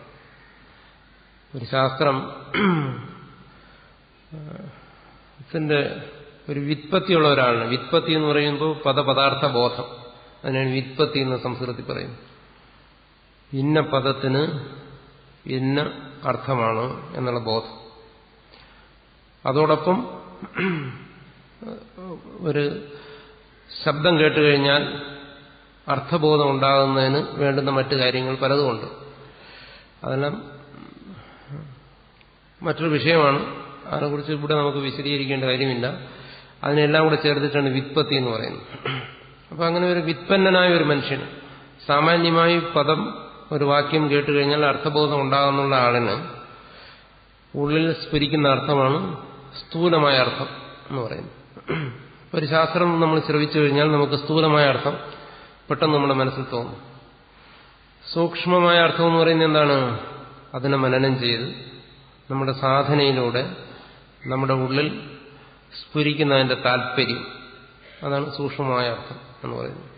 മനന നിധ്യാസനങ്ങളിലൂടെ ഉള്ളിലുണ്ടാകുന്ന ജ്ഞാനം, ശരിയായിട്ടുള്ള അറിവ്, അതാണ് സൂക്ഷ്മജ്ഞാനം. അപ്പോൾ നമ്മളൊരു പുസ്തകം പഠിച്ചു എന്ന് വിചാരിച്ച്, ഒരു പുസ്തകം നമ്മൾ ശ്രവണം ചെയ്ത് എന്ന് വിചാരിച്ച് അതിന്റെ താല്പര്യം നമ്മൾ മനസ്സിലാക്കിക്കൊള്ളണമെന്നില്ല. ഇപ്പം നമ്മുടെ ഗുരുവിന്റെ ഉപദേശം തന്നെ നമ്മൾ നോക്കുക. നമ്മളിപ്പോൾ ഇന്നത് പാരായണം ചെയ്യാൻ തുടങ്ങുന്നു, ഒരു നിഷ്ഠയോടുകൂടി നമ്മളതിനെ പാരായണം ചെയ്യുന്നു. ഒരു 10 വർഷം കഴിയുമ്പോൾ നമുക്ക് അതിൽ നിന്ന് ഉണ്ടാകുന്ന അറിവ് ഇന്നുണ്ടായ അറിവായിരിക്കില്ല. ഇന്ന് നമ്മൾക്ക് എന്ത് അറിവാണോ ആ വാക്യങ്ങളിൽ നിന്ന് നമുക്കുണ്ടാകുന്നത്, ആ വാക്യമല്ല 10 വർഷം കഴിഞ്ഞ് നമ്മുടെ ഉള്ളിലുണ്ടാകുന്നു. ആ 10 വർഷം കഴിഞ്ഞുണ്ടാകുന്ന ആ അറിവും ഇതും തമ്മിലുള്ള വ്യത്യാസം എന്താണ്? ഇന്ന് നമുക്കുണ്ടാകുന്ന സ്ഥൂലമായ അറിവാണ്. അമ്മയുടെ ഉപദേശങ്ങളെ സംബന്ധിച്ച് തന്നെ നമ്മളങ്ങനെ ചിന്തിച്ചാൽ മനസ്സിലാവും. നമ്മൾ ആദ്യം കേൾക്കുമ്പോൾ നമ്മുടെ ഉള്ളിലുണ്ടാകുന്ന അറിവെന്ന് പറയുന്നത് സ്ഥൂലമായ അറിവ്. നമ്മളതിനെ മനനം ചെയ്ത് നമ്മുടെ സാധനയിലൂടെ നമ്മുടെ ഉള്ളിൽ കാലാന്തരത്തിൽ പ്രകാശിക്കുന്ന ഒരു അറിവുണ്ട്, അത് അതിന്റെ സൂക്ഷ്മമായ അറിവ്. അപ്പോൾ ഇന്ന് നമ്മൾ ധരിക്കുന്നതാണോ ശരിയായ അറിവ്? ഒരിക്കലുമല്ല. ശരിയായ അറിവെന്ന് പറയുന്നത് നമ്മുടെ സാധനകളുടെ ഫലമായി, സാധന എന്ന് പറയുന്നത് നമ്മുടെ ജീവിതം തന്നെ സാധന, ആ ജീവിതത്തിൽ ഫലമായി അതിൽ വരുന്ന എല്ലാം കൂടി ചേർന്ന് ഒരിക്കൽ നമ്മുടെ ഉള്ളിൽ സ്ഫുരിക്കുന്ന അറിവ്, അതാണ് ശരിക്കും നമുക്ക് ഉപദേശിച്ചു തന്ന അറിവ്. അത് നമുക്കിപ്പോൾ മനസ്സിലാകുന്നില്ല. ശാസ്ത്ര ഉപദേശം, ഗുരുവിന്റെ ഉപദേശം തന്നെയാണ് ശാസ്ത്രമെന്ന് ഞാൻ നേരത്തെ പറഞ്ഞു. ഇതിനെ സംബന്ധിച്ചും അത് തന്നെയാണ്. അപ്പോൾ ഇത് ഇങ്ങനെ കേട്ടുകൊണ്ടിരിക്കുമ്പോൾ നമുക്ക് എന്തെങ്കിലും ഇതിൽ യുക്തിഭംഗം അല്ലെങ്കിൽ എന്തെങ്കിലും നമുക്ക് മനസ്സിലാക്കാൻ എന്തെങ്കിലും ആശയത്തിൽ അവ്യക്തത ഉണ്ടാകുന്നുണ്ടെങ്കിൽ അതൊരിക്കലും ഈ ഉപദേശത്തിന്റെ ശാസ്ത്രത്തിന്റെ തകരാറല്ല. ഒന്നിലത് അതിന്റെ മീഡിയേറ്റർ, ഈ പറഞ്ഞു തരുന്ന ആളിന്റെ തകരാറ് കൊണ്ടാകാം, അങ്ങനെ സംഭവിക്കാം. അല്ലെങ്കിൽ ഗ്രഹിക്കുന്ന നമ്മുടെ എന്തെങ്കിലും തകരാറ് കൊണ്ടാകാം, നമ്മുടെ ബുദ്ധിമാന്ദ്യം കൊണ്ടാകാം, അല്ലെങ്കിൽ ബുദ്ധിദോഷം കൊണ്ടാകാം, അങ്ങനെ എന്തെങ്കിലും ആകാം. അല്ല, ഈ ഉപദേശത്തിൽ ഒരിക്കലും, ഈ ഉപദേശിച്ചിരിക്കുന്ന കാര്യങ്ങൾ ഒരിക്കലും പിശക് വരത്തില്ല. അത് പൂർണ്ണമായും സത്യമാണ്. ആ ഉപദേശം സത്യ ഉപദേശമാണ്. നമ്മൾ ധരിക്കുന്നതിൽ പിശക് വന്നു കഴിഞ്ഞാൽ നമുക്ക് അജ്ഞാന സംശയ വിപര്യങ്ങളെല്ലാം ഇതിൽ നിന്ന് ഈ ശാസ്ത്രത്തിൽ നിന്നും ഉണ്ടാകാം. അത് ശാസ്ത്രത്തിന്റെ കുറ്റമല്ല, ശ്രുതിയുടെ തകരാറല്ല, നമ്മുടെ ബുദ്ധിയുടെ തകരാറാണ്. അതുകൊണ്ട് ഇപ്പോൾ നമ്മൾ മനസ്സിലാക്കുന്നത് സൂക്ഷ്മമായ അർത്ഥമായിരിക്കും. പക്ഷേ ഇത് ഗ്രഹിക്കുന്നതിന് വിശേഷ ബുദ്ധിയുള്ളവരെ സംബന്ധിച്ചിടത്തോളം സൂക്ഷ്മമായ അർത്ഥം തൽക്കാലം തന്നെ മനസ്സിലായി എന്നും വരാം. അപ്പോൾ ശാസ്ത്രത്തിൽ നിന്ന് ഗ്രഹിച്ചു നമ്മളതിന്റെ താല്പര്യം മനസ്സിലായി എന്ന് നമുക്ക് അഭിമാനിക്കാൻ പറ്റത്തില്ല. അത് നമ്മുടെ ക്രമേണയായിരിക്കും അത് സംഭവിക്കുന്നത്. അപ്പോൾ നമ്മൾ എപ്പോഴും ശ്രമിക്കേണ്ടത് സ്ഥൂലമായ അർത്ഥത്തിലല്ല, സൂക്ഷ്മമായ അർത്ഥത്തെ ഗ്രഹിക്കുന്നതിന് നമ്മുടെ പക്വതയും യോഗ്യത അനുസരിച്ച് ആ സ്ഥൂലമായ അർത്ഥത്തെ സ്ഥൂലമായ അതിന്റെ താല്പര്യത്തെ വിട്ടിട്ട് നമ്മുടെ യോഗ്യത അനുസരിച്ച് സൂക്ഷ്മമായ അർത്ഥത്തെ നമ്മുടെ ഉള്ളിൽ സ്ഫുരിക്കണം. അതിനുവേണ്ടി നമ്മൾ പ്രയത്നിക്കണം. ശ്രവണ മനനങ്ങളിലൂടെ മറ്റു സാധനങ്ങളിലൂടെ നമ്മുടെ ജപധ്യാനങ്ങളെല്ലാം ഇതിന്റെ എല്ലാം ആത്യന്തികമായ ഫലം എന്താണ്? ശരിയായ ബോധത്തെ നമുക്കുണ്ടാക്കുക. യാതൊരു സാധനയും ശരിയായ വിവേകമില്ലാതെ ചെയ്തു കഴിഞ്ഞാൽ അത് വിപരീത ഫലത്തെ ചെയ്യും. ശാസ്ത്ര അധ്യയനം അത് തന്നെ. ശാസ്ത്ര അധ്യയനത്തെ ശാസ്ത്രങ്ങളിൽ തന്നെ നിന്ദിക്കും. എന്തുകൊണ്ട്? വിവേകരഹിതമായ അധ്യയനം അപകടം ചെയ്യും. വിവേകരഹിതമായ യോഗ അഭ്യാസം, വിവേകരഹിതമായ ഭക്തി അനുഷ്ഠാനം എല്ലാം അപകടമാണ്. വിവേകരഹിതമായ ഭക്തി അന്ധതയിലേക്ക് നയിക്കും. വിവേകരഹിതമായ യോഗം അഹങ്കാരത്തെ ഉണ്ടാക്കും. വിവേകരഹിതമായ ജ്ഞാനം സർവനാശത്തെ ഉണ്ടാക്കും. അതുകൊണ്ടാണ് ശാസ്ത്രത്തെ നിഷേധിക്കുന്നത്. അപ്പോൾ ആ വിവേകപൂർവമായി ശാസ്ത്രാഭ്യാസം തുടരണം. അപ്പോൾ ഇതിന്റെ സൂക്ഷ്മമായ അർത്ഥം, ബോധം നമ്മുടെ ഉള്ളിൽ സ്ഫുരിക്കും. അപ്പോൾ നമുക്ക് മനസ്സിലാകും നമ്മൾ ഇതിൽ യാതൊരു പിശകുമില്ല. നമ്മൾ ധരിക്കുന്നതിൽ എന്തെങ്കിലും പിശക് വരത്തുള്ളൂ, ശ്രുതിക്ക് ഒരിക്കലും പിശകില്ല എന്ന് നമുക്ക് മനസ്സിലാകും. അതുകൊണ്ട് ആ സൂക്ഷ്മ അർത്ഥം നമ്മൾ തൽക്കാലം ഗ്രഹിച്ചവരുണ്ടാകാൻ, ഗ്രഹിച്ചു എന്ന് കരുതണ്ട. പക്ഷെ ക്രമേണ അത് നമ്മുടെ ഉള്ളിൽ സ്ഫുരിക്കും. അങ്ങനെ സ്ഫുരിക്കണമെങ്കിൽ ഇതിനെ ഒരു സാധനയാക്കണം. ഇത് തന്നെ ഇതിന്റെ മനനം ഒരു സാധനയാക്കണം. പരസഹായം കൂടാതെ തന്നെ ഇതിന്റെ മനനം സാധനയാക്കുന്നതക്ക രീതിയിൽ ഇതിന്റെ ശ്രവണം സ്പഷ്ടമാക്കണം. ശ്രവണത്തിൽ അതുകൊണ്ടാണ് ഇതിനെക്കുറിച്ച് ചിന്തിക്കണം, ഇതിനെക്കുറിച്ച് സംശയങ്ങൾ നമ്മൾ ഉന്നയിക്കണം. ഇവിടെ തന്നെ ഒരു പൂർവപക്ഷവും സിദ്ധാന്തവും വരുന്നത് എന്തിനു വേണ്ടി? സിദ്ധാന്തത്തെ ഉറപ്പിക്കുന്നതിന് വേണ്ടിയിട്ടാണ്. സംസ്കൃതത്തിൽ പറയും സ്ഥൂണാഖനന ന്യായം എന്ന് പറയും. സ്ഥൂണാഖനന ന്യായം എന്ന് പറഞ്ഞു കഴിഞ്ഞാൽ ഒരു തൂണ് നമ്മൾ ഒരു കുറ്റി, സ്ഥൂണമെന്ന് പറഞ്ഞാൽ കുറ്റിയാണ്. ഒരു കുറ്റിയെ തറയിലേക്ക് നമ്മൾ ഇടിച്ചുറപ്പിക്കുമ്പോൾ അതിനെ ഒന്നിടിച്ചതിന് ശേഷം അതിനെ പശുവിനെ കെട്ടാനും മറ്റും തറയിൽ കുറ്റി ഇടിക്കുന്നവർക്കറിയാം. അതിനൊന്ന് തറയിലൊന്ന് ഇടിച്ചതിന് ശേഷം അതിനെ ഊരിയെടുക്കുന്നു, വീണ്ടും തറയിലേക്ക് ആഞ്ഞതിനെ ഇടിക്കുന്നു, വീണ്ടും ഊരിയെടുക്കുന്നു, വീണ്ടും അതിനെ ഇടിക്കുന്നു. അതായത് ശിഷ്യന്റെ മനസ്സിൽ സംശയങ്ങൾ ഉണർത്തി ആ സംശയങ്ങളെ പരിഹരിച്ച് ആ പരിഹരിക്കുന്ന ഭാഗത്ത് വീണ്ടും സംശയങ്ങളെ ഉണ്ടാക്കി വീണ്ടും അതിനെ പരിഹരിച്ച് ആ സിദ്ധാന്തത്തിൽ അവനെ ഉറപ്പിക്കുന്നു. വീണ്ടും ഇതിനെ വലിച്ചൂരിയെടുക്കുന്നത് കൂടുതൽ ഉറപ്പിക്കാൻ വേണ്ടിയിട്ടാണ്, അല്ല വലിച്ചെറിയാൻ വേണ്ടിയല്ല. അതുപോലെ ഈ പൂർവപക്ഷം എന്ന് പറയുന്ന ഈ ശാസ്ത്രത്തിൽ കൊണ്ടുവരുന്നതന്നെ നമ്മുടെ കൂടുതൽ ചിന്തിപ്പിക്കാൻ വേണ്ടിയിട്ടാണ്. കൂടുതൽ ചിന്തിപ്പിച്ച് നമ്മുടെ ബുദ്ധിയെ ഉണർത്തി വീണ്ടും സിദ്ധാന്തത്തിലേക്ക് കൊണ്ടുവന്ന് അതിൽ അമർത്തി വീണ്ടും അവിടെ നിന്ന് വീണ്ടും സംശയങ്ങളിലേക്ക് കൊണ്ടുപോയി വീണ്ടും സിദ്ധാന്തത്തിലേക്ക് കൊണ്ടുപോയി മനസ്സിലെ ഈ സംശയവും വിപര്യവും ഭ്രമവും രണ്ടും മാറ്റി സിദ്ധാന്തത്തിൽ ഉറപ്പിക്കുക എന്ന് പറഞ്ഞാൽ എന്താണ്? നമ്മുടെ ഉള്ളിൽ ശരിയായ ബോധത്തെ സ്ഫുരിപ്പിക്കുക. അതാണ് ഗുരു ഉപദേശത്തിന്റെ ശാസ്ത്രത്തിന്റെ ഉദ്ദേശം. അതാണ്. അതിനു വേണ്ടിയിട്ടാണ് ഈ പൂർവപക്ഷവും സിദ്ധാന്തവും ഈ രീതി. അപ്പോൾ വേദാന്ത ചർച്ച ഇത് നേരത്തെ ഞാൻ പറഞ്ഞു, ഇത് വാദകഥയാണ്. വാദകഥ എന്ന് പറയും. അതായത് കാര്യങ്ങൾ വ്യക്തമായി മനസ്സിലാക്കുന്നതിന് വേണ്ടി നടത്തുന്ന ചർച്ചയാണ് എന്നാണ്. യുക്തി ചർച്ചയാണ്. ന്യായ ചർച്ചയും ഈശസ്യ മനന വ്യപദേശഭാഗ് എന്ന് പറയും. അതായത് ഇത് ന്യായ ചർച്ചയാണ്, യുക്തി ചർച്ചയാണ്. ഇതെന്തിനു വേണ്ടി ചെയ്യുന്നു? ഈശസ്യ മനനം വ്യപദേശഭാഗ്. ഇതിനാണ് ഈശ്വര മനനം എന്ന് പറയുന്നത്. ഈശ്വരനെ കുറിച്ച് ചിന്തിക്കുക എന്ന് പറയുന്നത് ഇതാണ്. ആത്മവിചാരം എന്ന് പറയുന്നത് ഇതാണ്. അപ്പോൾ ആ രീതിയിൽ ഇതിനെ ചിന്തിച്ച് കൊണ്ടുപോകും. അത് അങ്ങനെ നമ്മൾ ചിന്തിച്ച് വരുന്നതോറും നമ്മുടെ മനസ്സിൽ സംശയങ്ങൾ ഉണ്ടാകണം.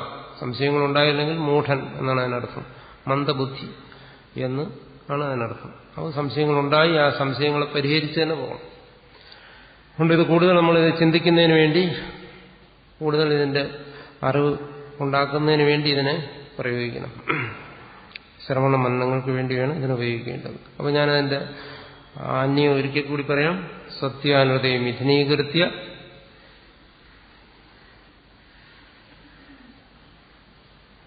അത്യന്ത വിവിക്തയോഹോ ധർമ്മധർമ്മിണോഹോ ഇതരേതര അവിവേകേന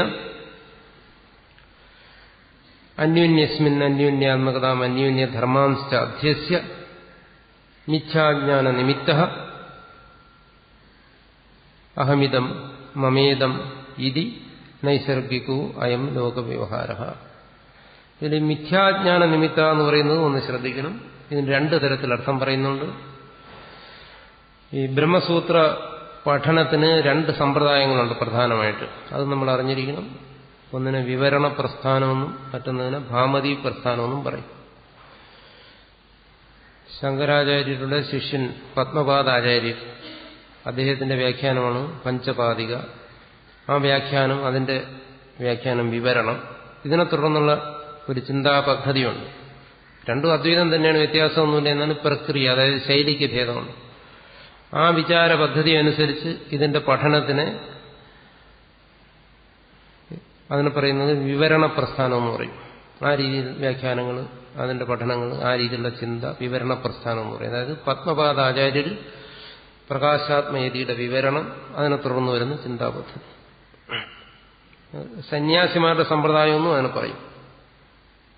അതാണ് പ്രധാനമായിട്ട്. ശങ്കരാചാര്യരുടെ നേരിട്ടുള്ള ശിഷ്യനല്ല വാചസ്പതി മിശ്രൻ. അദ്ദേഹം വലിയ പണ്ഡിതനായിരുന്നു, ഗൃഹസ്ഥാശ്രമിയായിരുന്നെങ്കിലും നൈഷ്ഠിക ബ്രഹ്മചാരിയായിരുന്നു. അദ്ദേഹത്തിന്റെ തുടർന്ന് ഭാമതി, നമ്മുടെ കയ്യിലിരിക്കുന്ന പുസ്തകം, സംസ്കൃത പുസ്തകമാണ് ഭാമതി, കൽപ്പതരു, പരിമളം, ഇങ്ങനെ തുടർന്നു പോകുന്ന ഒരു സമ്പ്രദായമുണ്ട്. അതിന് ഭാമതി പ്രസ്ഥാനം എന്ന് പറയും. ഭാമതി പ്രസ്ഥാനം, അതനുസരിച്ചുള്ള ചിന്ത. അതിൽ ഈ വരുന്നത് ഇപ്പൊ രണ്ട് വ്യാഖ്യാതാക്കൾ വ്യാഖ്യാനം എഴുതിയപ്പോൾ ചില പദങ്ങളുടെ അർത്ഥം അതിലെല്ലാം അവരവരുടേതായ സ്വന്തമായ ചില കാഴ്ചപ്പാടുകൾ അതിൽ കൊണ്ടുവന്നിട്ടുണ്ട്. അതനുസരിച്ചാണ് ഈ പ്രസ്ഥാന ഭേദം വരുന്നത്. ഇതുകൂടാതെ വാർത്തിക പ്രസ്ഥാനം, ഇങ്ങനെയൊക്കെയുള്ള പ്രസ്ഥാനങ്ങൾ ഇതിനകത്തുണ്ട്. അതായത് ചിന്താരീതികളുണ്ട്. ഇതിന്റെ എല്ലാം താല്പര്യം ഒന്ന് തന്നെ. പക്ഷെ ചില കാര്യങ്ങൾ എന്റെ അഭിപ്രായം എന്നതാണെന്ന് പറയും. ഉദാഹരണമായിട്ട് ഇവിടെ ഇപ്പം മിഥ്യാജ്ഞാനം എന്ന് പറയുന്ന പദത്തെ ഭാഷാ നിയമം അനുസരിച്ച് രണ്ടായിട്ട് വിരിക്കാം. മിഥ്യ, അജ്ഞാനം. മിഥ്യ പ്ലസ് അജ്ഞാനം. അഗഹ സവർണേ ദീർഘ. മിഥ്യ ആകാരത്തിന് ശേഷം അജ്ഞാനം, അകാരം ഇരുന്നു കഴിഞ്ഞാൽ രണ്ടും കൂടെ ചേർന്നിട്ട് ആ എന്ന ദീർഘം വരും. നമുക്കറിയാം. അപ്പോൾ മിഥ്യാജ്ഞാനം എന്നെടുക്കാം. അല്ലെങ്കിൽ മിഥ്യാജ്ഞാനം എന്നെടുക്കാം. മിഥ്യയായ ജ്ഞാനം. മിഥ്യാച തത് അജ്ഞാനം ച മിഥ്യാജ്ഞാനം എന്ന് വരും. പിന്നെ കർമ്മധാരേ സമാസം എന്ന് പറയും. മിഥ്യാച തത്, അങ്ങനെ മിഥ്യാജ്ഞാനം. ഇപ്പം നീലം ച തത് ഉത്പലം ച നീലോത്പലം എന്ന് പറയുന്നു. അങ്ങനെ കർമ്മധാരേ സമാസം എന്ന് പറയും. മലയാളത്തിലും പഠിക്കുന്നതാണ്. അതങ്ങനെ എടുക്കും. മിഥ്യയായ അജ്ഞാനം അങ്ങനെ എടുക്കാം. മിഥ്യയായ അജ്ഞാനം. മിഥ്യയായ ജ്ഞാനം അങ്ങനെയും പറയാം. മിഥ്യയായ ജ്ഞാനം. കാരണം അവിടെ ദീർഘമൊന്നും വരുന്നില്ല. മിഥ്യാജ്ഞാനം അങ്ങനെ എടുക്കുന്നു. മിഥ്യാജ്ഞാനം. മിഥ്യയ്ക്ക് ശേഷം ജ്ഞാനമേ ഉള്ളൂ, അജ്ഞാനമില്ല. നേരത്തെ ഞാൻ പറഞ്ഞല്ലോ മിഥ്യാ അജ്ഞാനം. ഇവിടെ മിഥ്യാജ്ഞാനം എന്നെടുക്കുന്നു. മിഥ്യയായ അജ്ഞാനം, അനിർവചനീയയായ അവിദ്യാശക്തി, അങ്ങനെ അർത്ഥം പറയും പത്മപാദാചാര്യരുടെ ശിഷ്യന്മാർ. പത്മപാദാചാര്യരും മറ്റും അങ്ങനെ അർത്ഥം പറയും. മിഥ്യയായ അജ്ഞാനം. രണ്ടിന്റെയും താല്പര്യം ഒന്ന് തന്നെ. ആ പദങ്ങളിൽ നിന്ന് അർത്ഥം എങ്ങനെ എടുക്കുന്നു എന്നുള്ള കാണിക്കാൻ വേണ്ടി ഞാൻ പറഞ്ഞാണ്. മിഥ്യയായ അജ്ഞാനം എന്ന് പറയും. പ്രശ്ലേഷം അവിടെ ഇടാം. പ്രശ്ലേഷം ഇടണമെന്നുള്ളത് നിർബന്ധമല്ല, നമുക്ക് മനസ്സിലാക്കാൻ വേണ്ടി എങ്ങനെ ഇടുന്നു എന്നേ ഉള്ളൂ. മിഥ്യയായ അജ്ഞാനം, അനിർവചനീയയായ അവിദ്യാശക്തി, അങ്ങനെ എടുക്കും. പത്മപാദാചാര്യർ അങ്ങനെ വ്യാഖ്യാനിക്കും. ഭാമതികാരൻ എങ്ങനെയാണ് വ്യാഖ്യാനിക്കുന്നത്? മിഥ്യാജ്ഞാനം എന്ന് വെച്ചാൽ ഭ്രമം. മിഥ്യയായ ജ്ഞാനം, മിഥ്യയായ ജ്ഞാനത്തെയാണ് ഭ്രമം എന്ന് പറയുന്നത്. മറ്റേ മിഥ്യയായ അജ്ഞാനം, ഇവിടെ മിഥ്യയായ ജ്ഞാനം, അങ്ങനെ എടുക്കുന്നു. മിഥ്യയായ ജ്ഞാനം, ഭ്രമം. രണ്ടിന്റെ അർത്ഥം ഒന്ന് തന്നെ, രണ്ടും ഭ്രമമാണ്. പക്ഷെ ഒരു സമസ്ത പദത്തിൽ നിന്ന് അങ്ങനെ ഭിന്നമായ അർത്ഥം എടുക്കാം. വിവരണ പ്രസ്ഥാനമനുസരിച്ച് മിഥ്യയായ അജ്ഞാനം, അനിർവചനീയയായ അവിദ്യാശക്തി. ഇവിടെ മിഥ്യാജ്ഞാനം, മിഥ്യയായ ജ്ഞാനം, ഭ്രമം, ഇങ്ങനെ രണ്ടർത്ഥം എടുക്കുന്നു. അത് ഭാമതി പക്ഷം അനുസരിച്ച്. നമ്മളിപ്പോൾ പഠിക്കുമ്പോൾ പ്രത്യേകിച്ച് ഒരു പക്ഷമല്ല, രണ്ടിനുമുള്ള അർത്ഥങ്ങൾ സ്വീകരിച്ചുകൊണ്ടാണ് നമ്മൾ പഠിക്കുന്നത്. ഏതെങ്കിലും പ്രത്യേകിച്ച് ഭാമതി പക്ഷമൊന്നോ അല്ലെങ്കിൽ വിവരണ പ്രശ്നമൊന്നോ പറയാത്ത രീതിയിൽ നമ്മൾ പഠിക്കുമ്പോൾ ഈ രണ്ടിലെയും ആശയങ്ങൾ സമന്വയിപ്പിച്ചുകൊണ്ടാണ് നമ്മൾ മനസ്സിലാക്കുന്നത്. നമ്മളെ സംബന്ധിച്ചിടത്തോളം ഇപ്പോൾ പ്രത്യേകിച്ച് ആരെങ്കിലും ഒരു പക്ഷം പഠിച്ചിട്ട് നമുക്ക് പ്രത്യേകിച്ച് ലാഭമൊന്നുമില്ല, കാര്യം മനസ്സിലാക്കാവുന്നതാണ്. അതുകൊണ്ട് ഏത് അർത്ഥമാണോ നമുക്ക് സ്വീകാര്യമായി തോന്നുന്നത്, രണ്ട് സ്വീകാര്യമായി തോന്നുകയാണെങ്കിൽ അത് രണ്ട് സ്വീകരിച്ച് പോകാം. അപ്പോൾ മിഥ്യാജ്ഞാനം, ഭ്രമം എന്നുള്ള അർത്ഥം എടുത്തു കഴിഞ്ഞാൽ പിന്നെ അവിടെ രണ്ടു കൂട്ടർക്കും യോജിക്കാവുന്ന അർത്ഥമാണ്. മിഥ്യാജ്ഞാനം, ഭ്രമം എന്ന് മനസ്സിലാക്കിയാൽ മതി. മിഥ്യാജ്ഞാനം നിമിത്തമായിട്ടാണ് പ്രപഞ്ച വ്യവഹാരങ്ങൾ എന്ന് പ്രത്യേകം എടുത്ത് കാണിക്കാൻ വേണ്ടിയിട്ടാണ് അധ്യസ്യ എന്ന് പറഞ്ഞതിന് ശേഷം വീണ്ടും മിഥ്യാജ്ഞാനം എന്ന് എടുത്തു പറയുന്നത്. അധ്യാസം എന്ന് പറയുന്നത് തന്നെയാണ് അടുത്ത് പറയുന്നത് മിഥ്യാജ്ഞാനം എന്ന് പറയുന്നത്. രണ്ടും ഒന്ന് തന്നെ. അധ്യസ്യ എന്ന് പറഞ്ഞതിന് ശേഷം വീണ്ടും പറയണം മിഥ്യാജ്ഞാന നിമിത്ത. അതൊരു പ്രധാന കാര്യമാണ്. നമ്മൾ ഈ ചിന്തിക്കുന്നതും നമ്മൾ പ്രവർത്തിക്കുന്നതും എല്ലാം ഒരു മിഥ്യാജ്ഞാനത്തിന് എന്ന് പറയുമ്പോൾ അത് ഏറ്റവും വലിയൊരു വിഷയമാണ്. നമ്മളെല്ലാം മുമുക്ഷുവാകുന്നതും ജിജ്ഞാസുവാകുന്നതും ബന്ധനസ്ഥനായിരിക്കുന്നതും സാധന അനുഷ്ഠിക്കുന്നതും അനുഷ്ഠിക്കാതിരിക്കുന്നതും പുണ്യവാനായിരിക്കുന്നതും പാപിയായിരിക്കുന്നതും എല്ലാം ഈ മിഥ്യാജ്ഞാന നിമിത്തമാണ് എന്ന് പറയും. ഭ്രമം നിമിത്തമാണ് എന്ന് പറയുമ്പോൾ അത് വളരെ ഗഹനമായ ഒരു വിഷയമാണ്. അതുകൊണ്ട് തന്നെ പ്രത്യേകം എടുത്തു പറഞ്ഞു ഇവിടെ ആചാര്യസ്വാമികൾ മിഥ്യാജ്ഞാന നിമിത്ത, അജ്ഞാന നിമിത്തമായിട്ടാണ് ഈ എല്ലാ പ്രവർത്തനങ്ങളും നടക്കുന്നത്. അതുകൊണ്ടാണ് മറ്റു ചില സ്ഥലങ്ങളിൽ പറയുന്നത് എന്താണ്, പരമാർത്ഥത്തിൽ ബന്ധമില്ല, മോക്ഷമില്ല, ഗുരുവില്ല, ശിഷ്യനില്ല എന്നൊക്കെ പരമാർത്ഥത്തിൽ, വ്യവഹാരത്തിലല്ല, വ്യവഹാരത്തിൽ അതെല്ലാം ഉണ്ട്, വ്യവഹാരത്തിൽ അതിനൊന്നും നിഷേധിക്കുകയല്ല, പരമാർത്ഥത്തിൽ അതില്ല എന്നൊരിടത്ത് പറയുന്ന ഈ കാരണം കൊണ്ടാണ്. കാരണം അടിസ്ഥാനപരമായിരിക്കുന്നത് ഈ മിഥ്യാജ്ഞാനമാണ്, ഭ്രമമാണ്, അധ്യാസമാണ്, അവിദ്യയാണ്. ഇതെല്ലാം പര്യായ പദങ്ങളായിട്ട് ഉപയോഗിക്കും. അങ്ങനെ ഈ ലോകവ്യവഹാരങ്ങൾ നടന്നു വരുന്നു എന്നാണ്. ഇനി ഈ കാര്യത്തിൽ ഞാൻ ഈ പറഞ്ഞ കാര്യത്തിൽ ഇതിനെക്കുറിച്ച് കൂടുതൽ വിശദീകരിക്കും. ഈ പറഞ്ഞ കാര്യത്തിൽ ആർക്കെങ്കിലും എന്തെങ്കിലും സംശയങ്ങളുണ്ടെങ്കിൽ അത് ചോദിക്കാം. അപ്പോൾ അതൊന്ന് വിശദീകരിക്കാം. അതിനുള്ള സമയമാണ് ഇനിയുള്ളത്.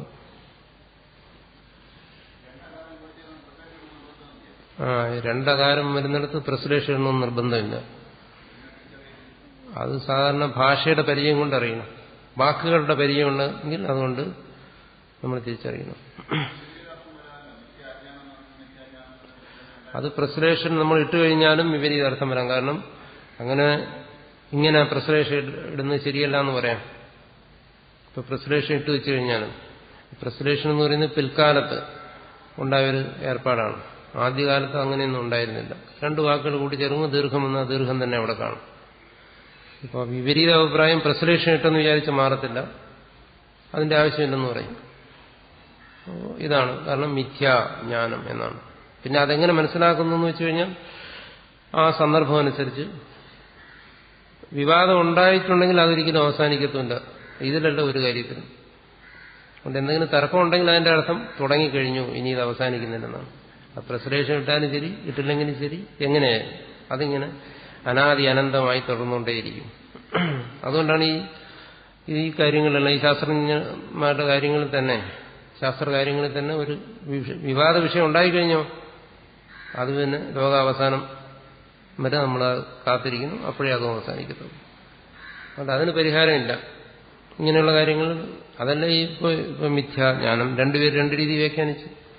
താല്പര്യം ഒന്നാണെങ്കിലും വ്യാഖ്യാനം രണ്ടു വന്നു. പ്രശ്ലേഷൻ ഇട്ടു എന്ന് വിചാരിച്ചാൽ അത് പരിഹരിക്കാൻ ഒക്കത്തില്ല. ഇടുകയോ ഇടാതിരിക്കുകയോ ചെയ്യാം, അതിന്റെ ആവശ്യമില്ലെന്ന് പറയും. മിഥ്യാജ്ഞാനം അത്രയേ ഉള്ളൂ എന്ന് പറയും. പ്രശ്ലേഷണം ഇടണമെന്നുള്ള വ്യാകരണത്തിന്റെ ഇതല്ല, അത് നമുക്ക് ഒരു സൗകര്യത്തിന് വേണ്ടി ഒരു ചിഹ്നം അങ്ങനെ കണ്ടുപിടിച്ചിടുന്നതാണ്. അതും പഴയ കാലത്തൊന്നും ഇടത്തില്ലായിരുന്നു, പിൽക്കാലത്ത് അങ്ങനെ ഇടുന്നതാണ്. വ്യാകരണ നിയമം എന്ന് പറയുന്നത് നമ്മുടെ സൗകര്യം അനുസരിച്ചുണ്ടാക്കുന്നതാണ്. വ്യാകരണം എന്ന് പറയുന്നത് ആത്യന്തികമായി ശരിയെ നിർണ്ണയിക്കുന്ന ഒന്നല്ല. അത് കുറേയൊക്കെ ഒന്ന് സൗകര്യത്തിന് വേണ്ടി ചെയ്തിരിക്കുന്നതാണ്. ഭാഷയുടെ ഒരു ഏകദേശം ഒരു ശരിയും തെറ്റും നിർണ്ണയിക്കുന്നത് മനുഷ്യന്റെ മനസ്സാണ്. വ്യാകരണം കൊണ്ട് ഒരിക്കലും ശരിയും തെറ്റും നിർണ്ണയിക്കാൻ ഒക്കത്തില്ല. കാരണം പാണിനി എഴുതി വെച്ചിരിക്കുന്ന നിയമങ്ങൾ പാണിനിയെ തന്റെ സൂത്രത്തിൽ തെറ്റിച്ചിട്ടുണ്ട്. പാണിനിയുടെ വ്യാകരണമാണല്ലോ നമ്മൾ പഠിക്കുന്നത്. അതിൽ ചില നിയമങ്ങൾ സന്ധിക്കും സമാസത്തിനും മറ്റു കാര്യങ്ങൾക്കുമുള്ള നിയമങ്ങൾ ഉണ്ടാക്കിയിട്ട് അതേ നിയമങ്ങൾ പാണിനി തന്നെ തന്റെ സൂത്രത്തിൽ തെറ്റിച്ചാണ് സൂത്രം ഉണ്ടാക്കിയിരിക്കുന്നത്. അതിന് വ്യാഖ്യാനം എഴുതിയ ആളാണ് വാർത്തികകാരൻ, വരരുചി അല്ലെങ്കിൽ കാർത്യായൻ. അതിന് ഭാഷ്യം എഴുതി പതഞ്ജലി മഹർഷി. ഇവരെല്ലാവരും വ്യാകരണ നിയമങ്ങളെ തെറ്റിക്കുന്നതിൽ മുൻപന്തി നിൽക്കുന്നവരാണ്. ഭാഷ്യമോ വാർത്തികമോ ഒക്കെ നമ്മൾ പരിശോധിച്ചാൽ കാണും. അവിടെയെല്ലാം ഇവർ അവരുടെ കാര്യത്തിൽ ഈ നിയമങ്ങളൊന്നും ബാധകമല്ല. മുനി സ്വാതന്ത്ര്യമാപന്ന യദിച്ഛതി കരോതി തത് എന്നാണ് അതിനവർ പറയുന്ന ഒരു പ്രമാണം, അല്ലെങ്കിൽ പ്രഭു എന്നും പറയും. മുനി സ്വാതന്ത്ര്യം സ്വീകരിച്ചുകൊണ്ട് താൻ എന്താഗ്രഹിക്കുന്നു അത് ചെയ്യും. അതിന് വേറെ ആരും ചോദ്യം ചെയ്യാൻ പാടില്ല. ശരി തെറ്റുമെന്നും അവിടെ വിഷയമല്ല. അതുകൊണ്ട് പാണിനിക്കും വരരുചിക്കും പതഞ്ജലിക്കുമെല്ലാം ഈ നിയമങ്ങളൊന്നും ബാധകമല്ല. അവരുണ്ടാക്കി വയ്ക്കുന്ന നിയമങ്ങൾ തന്നെ അവർ തെറ്റിക്കും. എന്നുവെച്ചാൽ അത് നമുക്കൊരു സൂചന തരുന്നതാണ്. ദുരുദ്ദേശത്തിലൊന്നുമല്ല. ഇതിൽ വ്യാകരണത്തിലൊന്നും അങ്ങനെ ഒരു കടംപിടുത്തം പിടിക്കണ്ട. ഇപ്പോ ശങ്കരാചാര്യര്, മാധ്വാചാര്യര്, രാമാനുജാചാര്യര്, ഇവർ മൂന്നുപേരും വ്യാകരണം അറിയാത്തവരല്ല. മൂന്നുപേർക്കും നല്ലവണ്ണം വ്യാകരണം അറിയാം. എന്നാൽ പിന്നെ മൂന്നുപേരുടെയും വ്യാഖ്യാനം എന്താ ഒരുപോലെ വരാത്തത്? അപ്പം വ്യാകരണം അനുസരിച്ചല്ല വ്യാഖ്യാനിക്കുന്നു. വ്യാകരണം അറിയാത്തതുകൊണ്ടാണോ ഇവരുടെ മൂന്നുപേരുടെയും ഭാഷ അറിയാത്തതുകൊണ്ടാണോ ബ്രഹ്മസൂത്രം മൂന്നുപേരും മൂന്ന് രീതി വ്യാഖ്യാനിച്ചു? പ്രത്യക്ഷമായും പരസ്പര വിരുദ്ധമായ രീതിയിൽ വ്യാഖ്യാനിച്ചിരിക്കുന്നു. പിന്നെ അതിൽ തുടർന്നു വന്ന പണ്ഡിതന്മാർ ആരെങ്കിലും യോജിച്ചിട്ടുണ്ടോ? ഈ വ്യാഖ്യാതാക്കൾ ഇവർക്കൊന്നും വ്യാകരണം അറിയാൻ വയ്യാത്തതുകൊണ്ടാണോ? പണിനിയും പഠിച്ചിട്ടില്ല. അതല്ല. അത് വ്യാഖ്യാനിക്കുന്നതൊക്കെ അവരവരുടെ മനസ്സിലിരിക്കുന്ന വ്യാഖ്യാനിക്കുന്നു. അവരവരുടെ സിദ്ധാന്തങ്ങൾ ഈ ശാസ്ത്ര സഹായത്തോടുകൂടി ആവിഷ്കരിക്കുന്നു. അവരവരുടെ സിദ്ധാന്തങ്ങൾക്ക് വേണ്ടത് ഇതിനകത്തുണ്ട്. ഭഗവത്ഗീതയോ ഉപനിഷത്തോ ഒക്കെ എടുത്തു കഴിഞ്ഞാൽ അതിൽ ഏത് സിദ്ധാന്തവും സമർത്ഥിക്കാം. അതിനുള്ള സാമർഥ്യവും ബുദ്ധിശക്തിയും ഉണ്ടെങ്കിൽ. എന്നുവെച്ചാൽ ഓരോ കണ്ടെത്തലുകളാണ്. അക്ഷയമായ ഖനിയാണ് വേദം എന്ന് പറയുന്നത്. അതിനകത്ത് നമുക്ക് എല്ലാം കണ്ടെത്താൻ പറ്റും. ദ്വൈതമോ അദ്വൈതമോ വിശിഷ്ടാദ്വൈതമോ ശുദ്ധാദ്വൈതമോ ഭേദാഭേദാദ്വൈതമോ എന്തെല്ലാം അദ്വൈതങ്ങളാണ്. നമ്മളതൊന്നും ഇപ്പോൾ പഠിക്കുന്നില്ല. അദ്വൈതം തന്നെ, അദ്വൈതം എന്ന് പറഞ്ഞാൽ തന്നെ എന്താണ്? ഒന്നേ ഉള്ളൂ എന്നാണ്. പക്ഷെ ഈ അദ്വൈതങ്ങൾ തന്നെ 100ൽ ശിഷ്ടമുണ്ട്. അദ്വൈതം എന്ന് പറഞ്ഞാൽ തന്നെ ഒന്നേ ഉള്ളൂ എന്നാണ്. ഭേദാഭേദാദ്വൈതം, അനുവചനീയ അദ്വൈതം, അചിന്ത്യാദ്വൈതം, ഇങ്ങനെയൊക്കെ ഒരുപാട് അദ്വൈതങ്ങളാണ്. ഇതൊക്കെ എങ്ങനെ വരുന്നു? ഒരു അദ്വൈതത്തിൽ എങ്ങനെ ഈ പല അദ്വൈതം വരുന്നത്? ഇതൊക്കെ ഓരോ വ്യക്തികൾ കണ്ടെത്തുന്നതാണ്. അല്ലെങ്കിൽ നമുക്ക് പറയാം, സത്യം പല മുഖങ്ങളിൽ പ്രത്യക്ഷപ്പെടുന്നു, പല രൂപത്തിൽ പ്രത്യക്ഷപ്പെടുന്നു. ആചാര്യന്മാർക്ക് അത് അവരവരുടേതായ ഭാഷയിൽ അവരവരുടേതായ കണ്ടെത്തലുകൾ കൂടി അവതരിപ്പിക്കുന്നു. വ്യാകരണത്തിനൊന്നും അവിടെ വലിയ സ്ഥാനമില്ല. ഈ വ്യാകരണം എന്ന് പറയുന്നത് ഇപ്പോ ഒരു ഉദാഹരണം പറയാം. എല്ലാവരും കേട്ടിരിക്കും, ശിവമഹിമന സ്തോത്രം എന്ന് പറയുന്ന ഒരു പ്രസിദ്ധമായ ഒരു സ്തോത്രം. ആ ശിവമഹിമന സ്തോത്രം എടുത്ത് വായിച്ചു കഴിഞ്ഞാൽ നമുക്ക് ആർക്കും മനസ്സിലാവും ആ ശിവനെ സ്തുതിച്ചുകൊണ്ടുള്ള സ്തോത്രമാണ്. സ്പഷ്ടമായി മനസ്സിലാകുന്ന ഒരു കാര്യമാണ്. ആ സ്തോത്രത്തിന് മധുസൂദന സരസ്വതി എന്ന് പറയുന്ന വലിയ പണ്ഡിതനൊരു വ്യാഖ്യാനം എഴുതിയിട്ടുണ്ട്. ഹരിഹര വ്യാഖ്യാനം. അതായത് അത് വിഷ്ണുവിനെ സ്തുതിച്ചുകൊണ്ടുള്ള ഒരു സ്തോത്രമായിട്ടാണ് എഴുതിയിരിക്കുന്നത്. അതെങ്ങനെ സാധിച്ചെന്ന് വെച്ചാൽ വ്യാകരണം കൊണ്ട് സാധിച്ചിരിക്കുകയാണ്. ശിവനെ സ്തുതിക്കുന്ന ഒരു സ്തോത്രം വിഷ്ണുവിനെ സ്തുതിക്കുന്നതായിട്ട് വ്യാഖ്യാനിക്കണമെങ്കിൽ അതിലെ ഓരോ പദങ്ങളും കഥകളും എല്ലാം അതിനകത്ത് വരുന്നുണ്ട്. ശ്രദ്ധിച്ചൊന്ന് വായിച്ചു നോക്കുക. ഒരുപാട് കഥകൾ വരുന്നുണ്ട്, പൗരാണികമായ കഥകൾ, സന്ദർഭങ്ങളെല്ലാം വരുന്നുണ്ട്. പക്ഷെ ഇത് മുഴുവൻ വിഷ്ണുപരമായി വ്യാഖ്യാനിച്ചിരിക്കുകയാണ്. അദ്ദേഹത്തിന്റെ വ്യാഖ്യാനം വായിച്ചു കഴിഞ്ഞാൽ ഇത് ശിവനെ സ്തുതിച്ചുകൊണ്ടുള്ളതാണെന്ന് നമുക്ക് പറയാനേ പറ്റത്തില്ല. കാരണം മുഴുവൻ വിഷ്ണുവിന്റെ സ്തുതികളാണ്. അതായത് അവിടെ പാമ്പെന്നോ ചന്ദ്രകലയോ എന്നൊക്കെ പറഞ്ഞു കഴിഞ്ഞാൽ ഇദ്ദേഹത്തിന്റെ പക്ഷത്തിൽ അത് പത്മവും ഗതയും ഒക്കെ ആയി മാറും. അതിനൊക്കെയുള്ള വ്യാകരണം അദ്ദേഹത്തിന്റെ കയ്യിലുണ്ട്. അപ്പൊ അതെങ്ങനെ സംഭവിക്കുന്നു? നമുക്ക് സ്പഷ്ടമായിട്ടും അറിയാം ഇത് ശിവനെ സ്തുതിച്ചുകൊണ്ടുള്ളതാണ്, ശിവനെ കുറിച്ചാണെന്നുള്ളത്. പക്ഷെ അദ്ദേഹത്തിന്റെ വ്യാഖ്യാനം വായിച്ചു കഴിഞ്ഞാൽ നമുക്ക് അംഗീകരിക്കേണ്ടി വരും ഇത് വിഷ്ണുവിനെ സ്തുതിച്ചുകൊള്ളതാണ്. അവിടെ അനന്തശയനവും പാലാഴിയും പാൽക്കടലും കൈലാസമൊക്കെ പോയി.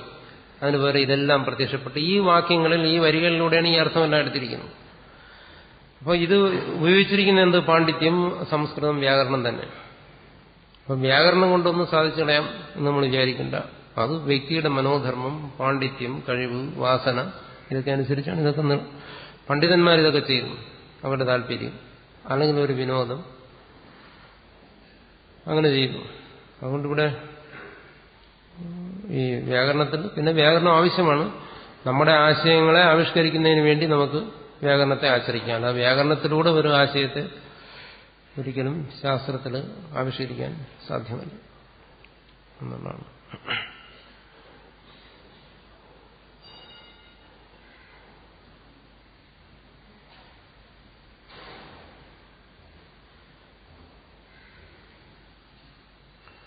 അധ്യാസം എന്ന് പറയുന്നത് അതിന്റെ തുടക്കമാണ് അബോധതലത്തിൽ. അതിന്റെ സൂക്ഷ്മം എവിടെ? മിഥുനീകരണം, അവിവേകം.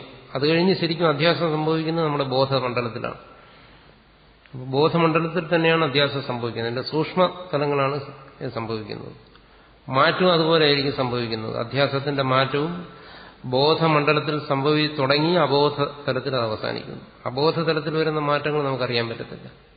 തുടക്കം പോലെ തന്നെ അവസാനം. സൂക്ഷ്മത്തിൽ നിന്നും അധ്യാസം തുടങ്ങി സ്ഥൂലമായി പ്രകടമാകുന്നു. അത് നശിക്കുമ്പോഴും അതല്ലേ ഒരു ഉദാഹരണം നോക്കുക. ഉറക്കത്തിൽ നിന്ന് ഉണർന്നു വരുന്ന നിമിഷം നമുക്ക് പിടികിട്ടുന്നില്ല, പക്ഷേ ഉണർവ് നമുക്ക് പിടികിട്ടുന്നുണ്ട്. ഉറക്കത്തിലേക്ക് പോകുന്നു അതുപോലെ തന്നെ. ഉറക്കത്തിലേക്ക് കടക്കുന്ന നിമിഷം നമുക്ക് പിടികിട്ടുന്നില്ല, പക്ഷേ അങ്ങോട്ട് പോകുന്ന യാത്ര നമുക്കറിയാം. അപ്പോൾ അത് തന്നെ ഇവിടെയും സംഭവിക്കുന്നത്. ആ സൂക്ഷ്മത്തിൽ നിന്ന് അധ്യാസം സംഭവിച്ച് വന്ന് സ്ഥൂലത്തിലേക്ക് വരുന്നു. അധ്യാസം നശിക്കുകയാണെങ്കിലും ആ സ്ഥൂലത്തിൽ നിന്ന് അത് ക്രമേണ മാറി മാറി അബോധതലത്തിലേക്ക് പോയി അത് നശിക്കുന്നു. അപ്പോൾ അബോധതലത്തിൽ നടക്കുന്ന ഒന്നും നമുക്ക് വ്യക്തമാകത്തില്ല. ബോധതലത്തിൽ അധ്യാസം വ്യക്തമാണ്. അത് മറ്റൊരാളുടെ അടുത്ത് ചോദിക്കേണ്ട കാര്യമില്ല, നമ്മളത് അറിയുന്നുണ്ട്. അത് മനസ്സിലാക്കുന്നതിന് സുഷുപ്തിയും ജാഗ്രതും തമ്മിലുള്ള ബന്ധത്തെക്കുറിച്ച് ചിന്തിച്ചാൽ മതി. പിന്നെ വാചസ്പതി മിശ്രയുടെ കാര്യം പറഞ്ഞപ്പോഴാണ് നൈഷ്ഠിക ബ്രഹ്മചര്യയായിരുന്നു അദ്ദേഹം, ഗൃഹസ്ഥാശ്രമി. അതായത് ഗൃഹസ്ഥധർമ്മം അദ്ദേഹം സ്വീകരിച്ചെങ്കിലും അദ്ദേഹം ഈ നിരന്തരം ഈ ശാസ്ത്രചിന്തയിൽ ആത്മവിചാരത്തിന് കഴിഞ്ഞതുകൊണ്ട് ബാക്കിയുള്ള കാര്യങ്ങളെല്ലാം അദ്ദേഹം വിസ്മരിച്ചുപോയി. അദ്ദേഹത്തിന്റെ നിത്യകർമ്മങ്ങൾ കഥയാണ്, അതിൽ കുറെ യാഥാർത്ഥ്യമുണ്ട്. എല്ലാം അനുഷ്ഠിക്കുന്നതിന് വേണ്ടി അദ്ദേഹത്തിന്റെ ഭാര്യ, ഭാമതി എന്നാണ് ഭാര്യയുടെ പേര്, ഭാമതി വേണ്ട സഹായങ്ങളെല്ലാം ചെയ്തുകൊണ്ടിരുന്നപ്പോഴും അദ്ദേഹം ഇതാരാണ് എന്താണെന്ന് ചോദിച്ചില്ല. കാരണം അദ്ദേഹത്തിന്റെ മനസ്സിന് മുഴുവൻ ഇതാണ്. എല്ലാ ശാസ്ത്രങ്ങൾക്കും വ്യാഖ്യാനം എഴുതിയ ആളാണ്. ന്യായ, വൈശേഷികങ്ങൾ, സാഖ്യം, യോഗം, വേദാന്തം, പൂർവമീമാംസ, ഇതിനെല്ലാത്തിനും വ്യാഖ്യാനം എഴുതിയിട്ടുള്ള ആളാണ് വാചസ്പതി മിശ്ര. അപ്പോൾ അദ്ദേഹത്തിന്റെ ഭാര്യ അദ്ദേഹത്തിന് വേണ്ട ശുശ്രൂഷകളെല്ലാം ചെയ്തു കഴിഞ്ഞെങ്കിലും നീ ആരാണെന്ന് അദ്ദേഹം ചോദിച്ചിട്ടില്ല. അത് ചോദിക്കാൻ അദ്ദേഹത്തിന് സമയം കിട്ടിയില്ല. അദ്ദേഹത്തിന്റെ ചിന്ത മുഴുവൻ ഇതിലായിരുന്നു, ഈ ശാസ്ത്രചിന്തയിലും ആത്മവിചാരത്തിനുമായിരുന്നു. അങ്ങനെ ഏതോ ഒരു സമയത്ത് ഇദ്ദേഹത്തിന്റെ അടുത്ത് വന്നപ്പോൾ അദ്ദേഹം ചോദിച്ചു എന്നാണ്, നീ ആരാണെന്ന്. അപ്പോൾ പറഞ്ഞു, ഞാൻ അങ്ങയുടെ ഭാര്യയാണെന്ന് പറഞ്ഞു. ഓഹോ, അങ്ങനെ ഒരാള് ഇവിടെ ഉണ്ടായിരുന്നോ എന്ന് ചിന്തിച്ചിട്ട് പിന്നെയാണ് അദ്ദേഹം അതിനെക്കുറിച്ച് ചിന്തിക്കുന്നത്. അങ്ങനെയാണെങ്കിൽ ഞാൻ ഭാര്യാധർമ്മമൊന്നും നിർവഹിച്ചിട്ടില്ലല്ലോ. അപ്പോ അദ്ദേഹം ഈ ബ്രഹ്മസൂത്രത്തിന്റെ വ്യാഖ്യാനം രചിച്ചുകൊണ്ടിരിക്കുന്ന സമയമാണ്. അത് തീർത്തതിന് ശേഷം ഭാര്യയെ വിളിച്ചു പറഞ്ഞു, ശരി, നിനക്ക് ഒരു പുത്രനുണ്ടായിട്ടില്ല, നീ എന്റെ ഭാര്യയാണെങ്കിലും. പക്ഷെ നീ അതുകൊണ്ട് ദുഃഖിക്കണ്ട. ഞാൻ എഴുതുന്ന ഈ ഗ്രന്ഥം നിന്റെ പേരിൽ അറിയപ്പെടും, ഭാമതി എന്നുള്ള പേരിൽ പിൽക്കാലത്ത് അറിയപ്പെടും. ഒരു പുത്രൻ നിനക്കുണ്ടാകുന്നതിന് പകരം, ഒരു പുത്രൻ എന്ന് പറയുന്നത് സൽകീർത്തി ഉണ്ടാക്കാനും യശസ്സിനെ നിലനിർത്താനും വേണ്ടിയാണ്. അത് ഈ ഭാമതി എന്ന് പറയുന്ന ഈ വ്യാഖ്യാനത്തിലൂടെ നിനക്ക് ആ പ്രയോജനം ഉണ്ടാകും എന്ന് ഭാര്യയോട് പറഞ്ഞ് അനുഗ്രഹിച്ച് അവർക്ക് തത്വോപദേശം ചെയ്ത് അനുഗ്രഹിച്ചു എന്നാണ്. അപ്പൊ ഇവിടെ ഇപ്പൊ ഈ ചോദ്യം ചോദിച്ചിരിക്കുന്ന ആള് ചോദിച്ചിരിക്കുന്നത് ഈ നൈഷ്ഠിക ബ്രഹ്മചര്യവും ഗൃഹസ്ഥാശ്രമവും ഒരുമിച്ച് കൊണ്ടുപോകാൻ പറ്റുമെന്നാണ്. അതിപ്പോ തൽക്കാലം അത് പ്രയാസമാണ്. പണ്ടങ്ങനെ ഒരാൾ ചെയ്തിട്ടുണ്ടെന്ന് വിചാരിച്ച് തൽക്കാലം അത്തരം ഒരു പരീക്ഷണത്തിന് മുതിരണ്ട. അത് ആത്മഹത്യാപരമായി പോകും. അതുകൊണ്ട് അതിന് തൽക്കാലം മുതിരണ്ട എന്നൊരു വ്യക്തിപരമായ ഉപദേശം കൂടി ഇതിനകത്തുണ്ട്. അടുത്ത് ചോദിക്കുന്നത്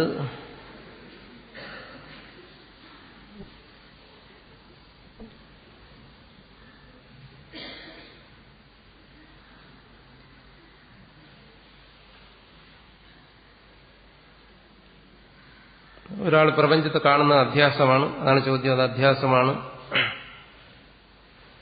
പ്രപഞ്ചത്തെ കാണുന്നതും ഈ പ്രപഞ്ചത്തെ ശരീരം ഉൾപ്പെടെയുള്ളതിനെ ആത്മാവിൽ നിന്ന് ഭിന്നമായി കാണുന്നതും എല്ലാം അധ്യാസമാണ്. മുക്തൻ അജ്ഞാനമുണ്ടോ എന്നാണ്. അജ്ഞാനമുള്ളയാൾ മുക്തനല്ല, അത് സ്പഷ്ടമാണ്. മുക്തൻ അജ്ഞാനം ലേശമില്ല എന്നാണ്. പിന്നെ മുക്തന്റെ വ്യവഹാരങ്ങൾക്ക് അതിനെല്ലാം ശാസ്ത്രത്തിൽ പല സമാധാനങ്ങൾ പറയുന്നുണ്ട്. അപ്പോൾ വ്യവഹാരം നടക്കുന്നതുകൊണ്ട് അവിടെ അജ്ഞാനമുണ്ടോ? ഇല്ല എന്നുള്ളതാണ്. പൂർണ്ണമായും ഇല്ല എന്നാണ്. ജ്ഞാനാഗ്നി കൊണ്ട് അജ്ഞാനത്തെ നശിപ്പിച്ച് ലോകഹിതത്തിനു വേണ്ടി മുക്തൻ വ്യവഹരിക്കുന്നു എന്നാണ്. അവിടെ അജ്ഞാനം പൂർണ്ണമായും നശിച്ചിരിക്കുന്നു. അത് അതിനെ ബാധ്യത അനുവൃത്തിയെന്നും ശാസ്ത്രത്തിൽ അത് നമ്മൾ ഇനി ചർച്ച ചെയ്യും. അവിടെ അജ്ഞാന ലേശം പോലും ഇല്ല എന്നുള്ളതാണ്. പക്ഷേ അജ്ഞാനിയെ സംബന്ധിച്ചിടത്തോളം അവിടെ അജ്ഞാനം ഉണ്ടെന്ന് കൽപ്പിക്കുന്നതിനും ദോഷമൊന്നുമില്ല. അത് ആ കൽപ്പിക്കുന്ന അജ്ഞാനിയുടെ അജ്ഞാനത്തിന്റെ ഒരു ഭാഗം എന്നുള്ളതേ ഉള്ളൂ. പക്ഷെ ജ്ഞാനിയെ സംബന്ധിച്ചിടത്തോളം അജ്ഞാന ലേശവും അവിടെയില്ല. അജ്ഞാന ലേശം ഉണ്ടെങ്കിൽ അത് ജ്ഞാനിയല്ല, സ്പഷ്ടമാണ്. അതായത് നേരത്തെ പറഞ്ഞല്ലോ, മധ്യാഹ്ന പ്രകാശം ഇരുട്ടല്ല, ഇരുട്ടൊരിക്കലും മധ്യാഹ്ന പ്രകാശമല്ല. ഇത് രണ്ടും ഒരുമിച്ചിരിക്കില്ല. ജ്ഞാനവും അജ്ഞാനവും പരസ്പര വിരുദ്ധമാണെന്ന് പറഞ്ഞാണ് ഇവിടെ തുടങ്ങുന്നത്. അതുകൊണ്ട് ജ്ഞാനി വ്യവഹരിക്കുന്നു എന്നുള്ളതാണ്. എന്ന് പറഞ്ഞ് ഒരിക്കലും അവിടെ അജ്ഞാനമില്ല എന്നുള്ളതാണ് നമ്മുടെ ശാസ്ത്ര സിദ്ധാന്തം. ശരി, ഇനി നമ്മൾ തുടർന്ന് ക്ലാസ്സിൽ അടുത്ത ചർച്ച ചെയ്യും. ഒരു സ്മരണയോടുകൂടി നമ്മുടെ ഇന്നത്തെ ചർച്ച അവസാനിപ്പിക്കുകയാണ്.